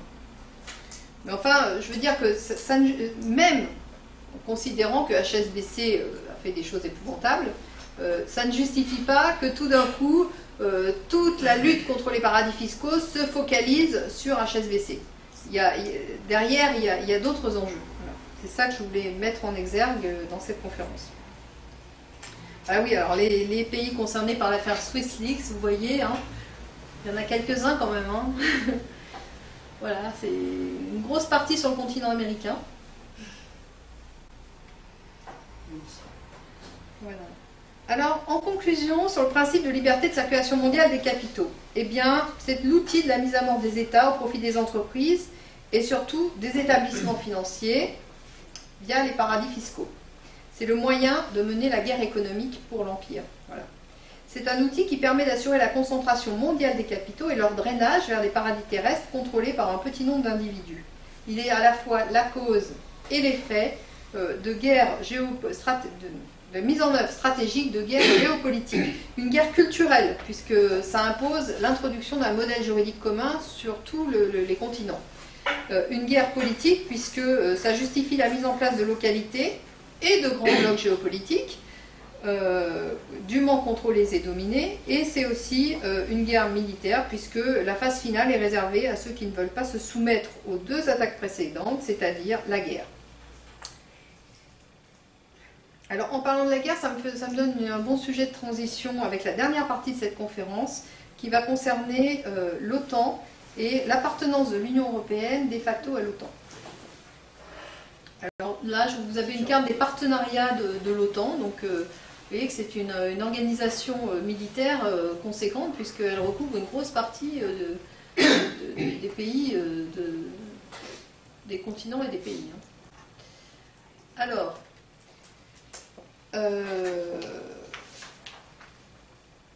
la défense de l'Union européenne est subordonnée à l'OTAN par l'article 42, alinéa 2 du traité sur l'Union européenne. Donc, tout le monde sait que l'OTAN est sous contrôle américain. Donc par voie de conséquence, l'OTAN a inventé le concept de guerre pour compte d'autrui. De guerre pour compte d'autrui, puisque vous avez les Américains qui contrôlent l'OTAN et un bloc géopolitique tel que l'Union européenne qui est soumise, dont la défense est soumise à l'OTAN. Les États de l'Union européenne financent par leur adhésion au traité de l'Atlantique Nord les guerres américaines par le biais de l'OTAN. Alors, c'est la dépendance de l'Union européenne à l'OTAN qui explique pourquoi la Turquie devrait entrer dans l'Union européenne et non pas la Russie, par exemple. Pourquoi la Turquie aurait plus de légitimité à rentrer dans l'Union que la Turquie. Oui, pourquoi la Turquie aurait plus de légitimité à rentrer dans l'Union que la Russie. Et c'est justement en raison de cette appartenance à l'OTAN. Donc l'Union européenne et l'OTAN, ce sont les deux versions civiles et militaires de la même médaille de domination américaine. Alors en France, je voulais retenir sur ce qui s'est passé en France par rapport à l'OTAN. Donc vous avez l'ancien président de la République Sarkozy qui a décidé de réintégrer la France dans le commandement intégré de l'OTAN. Alors cette décision qui va à l'encontre l'encontre d'une décision qu'avait prise Charles de Gaulle en sens inverse, je crois dans 1966, dites-moi si je me trompe, je crois que c'est 1966, de Gaulle qui n'en pouvait plus de voir des bases militaires partout sur le territoire français et qui n'avait pas de marge décisionnelle tactique, qui n'avait pas le contrôle de son armée, a décidé en 1966 de retirer la France du commandement intégré de l'OTAN. En 2008, Nicolas Sarkozy a fait marche arrière en prenant la décision exactement inverse. Donc la réintégration de la France dans le commandement militaire intégré de l'OTAN a été annoncée par Sarkozy au congrès de Washington le 7 novembre 2007. Donc les Américains ont été au courant avant nous. L'Assemblée nationale a été favorable en 2008 à cette décision. Et favorable le 17 mars 2009 à un vote de confiance favorable au gouvernement. Donc on a enterré la France, oui, enterré la défense française, mais entériné le retour de la France dans le commandement intégré. Voilà. Le 3-4 avril 2009, le sommet de l'OTAN à Strasbourg-Kiel, le retour de la France dans le commandement intégré devient effectif. Voilà. Il est devenu effectif à l'occasion du sommet de l'OTAN de Strasbourg-Kiel. Alors, les représentants du peuple ont entériné le retour de la France dans le commandement intégré de l'OTAN. Mais il est permis de se poser la question de savoir ce que le peuple lui-même, par référendum, aurait décidé. Puisqu'on a vu que les représentants du peuple ont aussi décidé de faire ratifier le traité de Lisbonne, alors que par référendum, on n'avait pas vraiment été d'accord, etc. Donc, parce que c'est pas du tout anodin, la réintégration de la France dans le commandement intégré de l'OTAN. C'est la disparition du concept de défense militaire autonome et souveraine. De l'extrême gauche à l'extrême droite, les gens étaient contre. D'accord. Voilà. L'extrême droite était contre, voilà. L'extrême gauche contre, les communistes contre, les gaullistes étaient contre. Ouais. Oh, bah forcément, les gaullistes, alors c'est les premiers à être contre. Non, mais, oui, et bien important, vous voyez, ça s'est fait. Et donc aujourd'hui, on a une conception offensive de la défense pour compte d'autrui. C'est-à-dire qu'on a des ambitions en matière militaire très importantes, mais non pas pour l'intérêt du peuple français, mais pour compte d'autrui, pour l'intérêt des Américains. Et surtout de l'oligarchie qui est derrière. Alors, les 4 livres blancs qui ont défini les orientations stratégiques de la France et la sécurité de la France sont assez révélateurs parce que vous avez le premier livre blanc en 1972 sous Pompidou, donc Charles de Gaulle n'était déjà plus là, mais qui entérine l'indépendance stratégique de la France justifiée par la détention nouvelle de l'arme atomique. Premier livre blanc, 72. Deuxième livre blanc, sous Mitterrand en 94, qui répond à l'effondrement du bloc soviétique et conduit à la professionnalisation des armées en 96. Le troisième livre blanc, 2008, sous Sarkozy, qui tire les conséquences des attentats du 11 septembre 2001 aux États-Unis. Pourquoi faut-il tirer des conséquences en France? Un livre blanc entier qui en tire les conséquences et qui justifie l'effacement de la frontière entre la notion de défense et de sécurité nationale. Ça va de pair avec la réintégration de la France dans le commandement intégré de l'OTAN qui se fait à peu près au même temps. Et en 2013, le dernier livre blanc de la défense militaire, sous François Hollande, qui prend en compte la crise économique et les printemps arabes et la multiplication des foyers d'instabilité. Donc ce livre blanc-là préconise le développement du renseignement et de la cyberdéfense, le renforcement des forces spéciales et l'acquisition de drones de surveillance. On se dirige encore plus vers l'effacement des frontières des frontières civiles et militaires dans le concept de défense. Et ça, c'est quand même assez inquiétant. Alors aujourd'hui, la conséquence de tout ça, c'est-à-dire d'une conception large et offensive de la défense pour compte d'autrui, avec un budget français de plus en plus déficitaire, eh bien, la France se trouve en position d'insuffisance budgétaire au regard de ses ambitions militaires. 54 000 postes supprimés entre 2009 et 2015, perte des moyens pour la maintenance du matériel, insuffisante capacité en termes d'avions ravitailleurs, de drones, du niveau des stocks de munitions. L'armée de l'air, les avions et les hélicoptères embarqués, maintien opérationnel en question, taux de disponibilité insuffisant, la flotte doit être renouvelée. Enfin, dans toutes les corps d'armes, il y a des problèmes de maintenance, des problèmes de renouvellement du matériel, etc. L'armée de terre, vous avez l'insuffisance des stocks, des pièces de rechange, des crédits d'entretien. Il y a le problème également du paiement des soldes, dont tout le monde, je pense, a entendu parler récemment. Et les états-majors sont inquiets quant à la cohérence et à l'analyse objective des dangers du monde. Alors, on a eu des remous en 2014. Oui, mais j'ai pas. Non, mais je ne l'ai pas marqué, j'ai pas fait de slide. On a eu des remous en 2014, puisque Bercy voulait la réduction du budget de la défense. Elle réclamait une réduction de 50 milliards d'euros du budget de la défense. Alors, vous avez eu une réaction des 4 chefs d'état-major, ce qui est quand même unique, presque unique dans l'histoire. Les armées réunies, terre, air et marine, le 22 mai 2014, ont menacé de démissionner. Les 4 chefs d'état-major des armées ont menacé de démissionner en mai 2014. Les grands patrons de l'armement mettent en garde l'Élysée concernant les effets sur l'emploi de nouvelles coupes budgétaires. Et les 2 présidents de commission de la défense de l'Assemblée nationale et du Sénat ont expliqué à l'Élysée que les armées étaient au bord de la rupture. La réduction de 50 milliards, c'est sur un budget de combien en tout cas? Ah oui, eh ben je sais pas, je ne l'ai pas noté. Je ne l'ai pas noté, mais bon, c'est facile à retrouver ça. Hein. Ouais, c'est pas, oui, mais c'est une... Oui, oui, pour avoir un ordre de grandeur, vous avez raison, j'aurais dû. Oui, oui, c'est vrai, j'aurais dû le faire parce qu'effectivement, ça donne des repères, mais je ne l'ai pas noté. Essentiellement menacé de démissionner. Ils ont menacé de démissionner, ouais. C'est jamais arrivé dans l'histoire, hein. Enfin, c'est une première, c'est un truc incroyable. C'est quand même fou, moi j'ai pas, ça me dit rien cette histoire. Où est-ce que cette information on peut la trouver Eh ben écoutez, moi j'ai l'opinion, LOPINION tout attaché, .fr, blog, secret défense, best budget, voilà. C'est récent en plus. Mais vous tapez sur internet, des menaces d'émission, chef d'état-major, ça va sortir. Hein. On a l'argument. Ouais. C'est le pire. Ah bah non, les grands médias ne parlent jamais de rien. Ah bah non. Faut surtout pas qu'on s'inquiète, mais je vous l'ai lu au début. Hein. Il faut surtout pas qu'on s'inquiète. Hein. Alors, en conséquence, eh bien, l'État est revenu, n'a pas appliqué sa réduction de 50 milliards d'euros parce que ça a fait une telle levée de bouclier qu'ils sont revenus en arrière. Mais il y a d'autres subterfuges qui ont été envisagés, et en particulier la vente des biens militaires de la marine. Vous savez que ça suit la prise en location. Ça suit. La location. Oui. La prise en leasing des véhicules automobiles de l'armée de terre. Voilà. Les véhicules de l'armée de terre, pareil, ont déjà été vendus. Mais là, il s'agit des biens militaires de la marine. Alors, ces biens militaires, on envisage de les vendre à des entreprises ad hoc qui seront partiellement privées et éventuellement ouverts à des investisseurs étrangers. Et ensuite, l'État les reprendront en location-vente.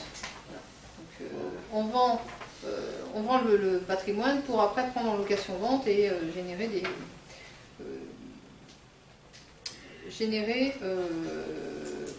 des frais tous les mois. Alors, tous les bâtiments sont susceptibles d'être concernés, à l'exception des sous-marins nucléaires et des unités stratégiques utilisées pour les opérations extérieures. 2 matériels sont particulièrement identifiés. L'avion de transport militaire A400M, pour ceux qui connaissent, moi je ne connais pas, et les frégates multimissions FREM.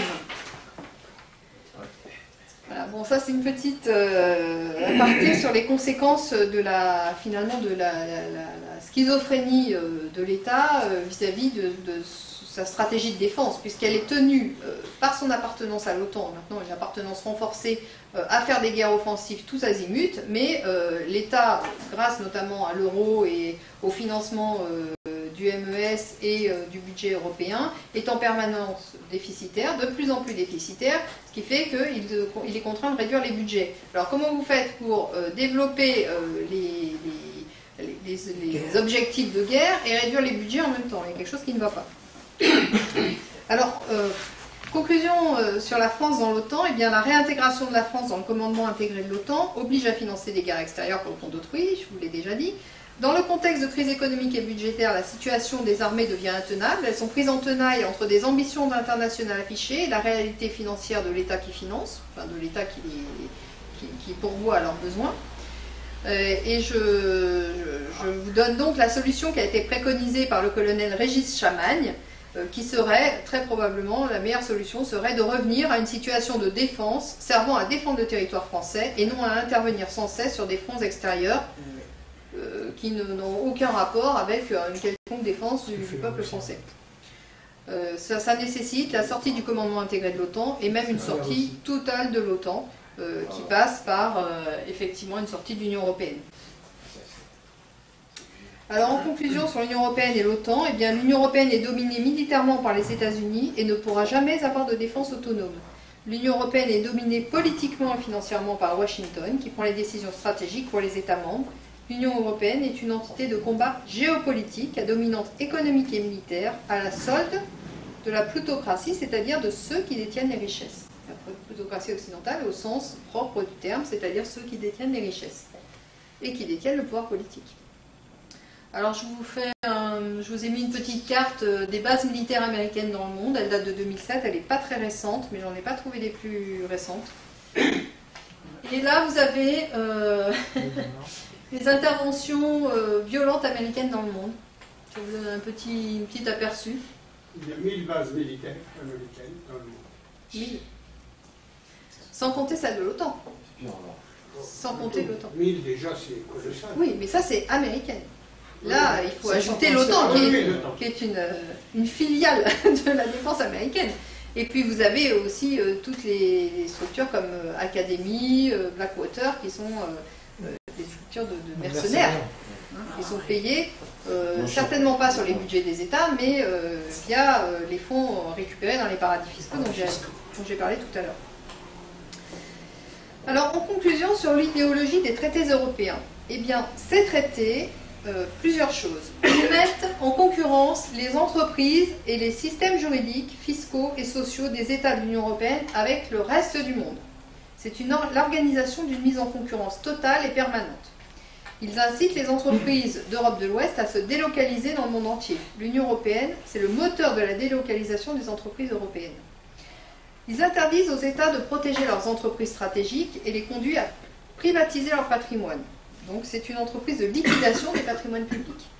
Et ils interdisent aux États de localiser la richesse produite, ce qui génère une prise d'indépendance des entreprises par rapport aux États, puisque ce ne sont plus les États qui localisent chez eux la richesse produite, mais ce sont les entreprises qui décident de localiser la richesse produite à tel ou tel endroit du monde. Alors le programme politique inclus dans les traités européens, eh bien, c'est un sabotage économique et social consenti des pays d'Europe de l'Ouest, et en particulier de la France, qui n'est pas sans rappeler Le choix de la défaite, qui est un livre écrit par Annie Lacroix-Rice et que je vous recommande, puisque ça explique les arrières, ça explique le fond stratégique mis en œuvre par les élites françaises depuis très longtemps. Ça permet en France le démantèlement méthodique des acquis sociaux du CNR, bien sûr, conformément aux vœux de Denis Kessler, que Denis Kessler prononçait en 2007, je ne sais pas si vous en souvenez, mais il appelait au démantèlement des acquis du CNR. Et ça permet d'une façon générale le démantèlement des États-nations et du bien commun au profit d'entreprises privées. C'était maoïste, Auguste Kessler, idéologue du NF. Plus un maoïste. Ah, c'est un maoïste? Ah, ben ça, je ne le savais pas. Ouais, Kessler, maoïste? Ah ouais. Je croyais qu'il était ultra-libéral, moi. C'est un maoïste, quand il était jeune, il a fait 68. Ancien président de la Commission européenne, il était Barroso. Oui, ça, oui, lui je sais, Barroso. Mais par contre, Kessler, je ne savais pas qu'il était maoïste. Alors là, première nouvelle, hein. Alors, sur les traités européens, en conclusion sur leur forme, les traités européens sont centrés sur des biens matériels et des processus de fonctionnement. Ils ne sont pas consacrés au bien-être de la vie en commun, mais à l'organisation de processus de fonctionnement et de domination. L'humain n'est pas au centre des traités. La personne humaine est même assimilée à une entreprise commerciale à but lucratif. Sur le fond, les traités européens, c'est un système politique similaire au système monarchique d'Ancien Régime qui organise des féodalités, non pas militaires, mais des féodalités économiques. C'est une conception commerciale et marchande du monde qui est propre à la civilisation anglo-saxonne. L'humain y est réifié. Réification, c'est un processus par lequel on transforme quelque chose de mouvant, de dynamique, en quelque chose de statique, de fixe. C'est une organisation sociale centrée sur la concentration des capitaux, par la mise en concurrence systématique qu'elle génère, et c'est un outil de domination géopolitique aux mains des Américains. Vous allez... J'en ai déjà parlé, mais les traités de libre-échange ont toujours été, je vous l'ai lu en début de conférence, ont toujours été utilisés comme des instruments de domination par les Américains. Et l'autre instrument de domination, c'est effectivement les forces armées. Donc là, assujettissement de la défense de l'Union européenne à l'OTAN. La vie en société, selon le prisme de l'Union européenne, c'est organiser la concentration extrême des capitaux et mettre en œuvre un rapport de force géopolitique de façon à contraindre les États, les grands pays comme la Chine ou la Russie, à plier à la domination anglo-saxonne. Les négociations actuelles par la Commission des différents traités de libre-échange, dont je vous ai parlé tout à l'heure, dotées d'une clause dite de règlement des différends afin de protéger les investissements, sont dans la logique à la fois des accords de Marrakech instituant l'OMC et de l'Union européenne, dont la vocation est ab initio mondiale. Ces traités de libre-échange cristalliseront, lorsqu'ils seront adoptés, la fin du pouvoir des peuples à disposer d'eux-mêmes et à s'organiser en sociétés politiques et civiles indépendantes. Alors, les perspectives du grand marché transatlantique et la suite. Je vous ai déjà évoqué ça à l'occasion tout à l'heure de divers développements. L'événement du grand marché transatlantique a vocation à fusionner avec le grand marché transpacifique, qui sera le point d'orgue du processus de domination américaine, puisque vous voyez que géographiquement, les États-Unis se trouveront au centre institutionnel du monde, du commerce mondial.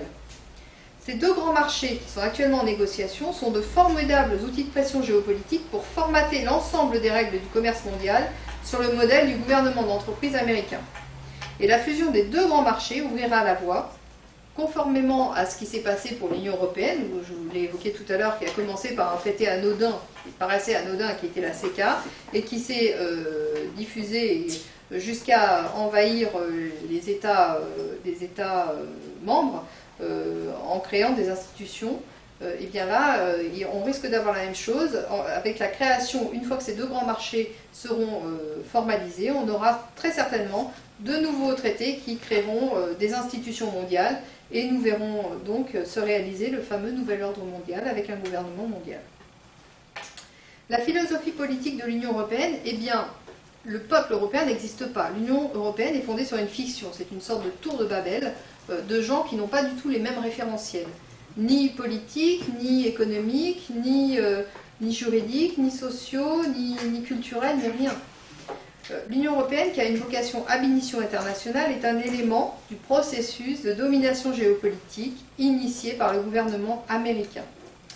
L'Union européenne est, comme les États-Unis d'Amérique, dominée par la plutocratie occidentale. Les lobbies font la loi à l'intérieur de l'Union européenne et les traités de libre-échange actuellement négociés par la Commission sont d'origine américaine, mais surtout au bénéfice des multinationales et des grandes banques. La France a perdu sa souveraineté financière, politique, économique, militaire et bientôt son intégrité territoriale. Elle n'est plus ni une république ni une démocratie. Ça, je vous l'ai bien détaillé dans la conférence de la semaine dernière. La France, techniquement, la France n'existe plus aujourd'hui. Seuls les experts politiques et économiques du mensonge universel font croire aux Français qu'ils existent encore en tant qu'entité politique. Si les Français veulent récupérer un avenir collectif, je vous laisse deviner ce qu'il leur reste à faire. Eh bien, sortir de l'Union européenne, effectivement, mais également vaincre en interne la plutocratie prédatrice qui a mené la France là où elle est aujourd'hui. Parce que nous ne sommes pas arrivés par hasard dans des institutions engluantes comme celle de l'Union européenne. Voilà. Voilà l'état des lieux.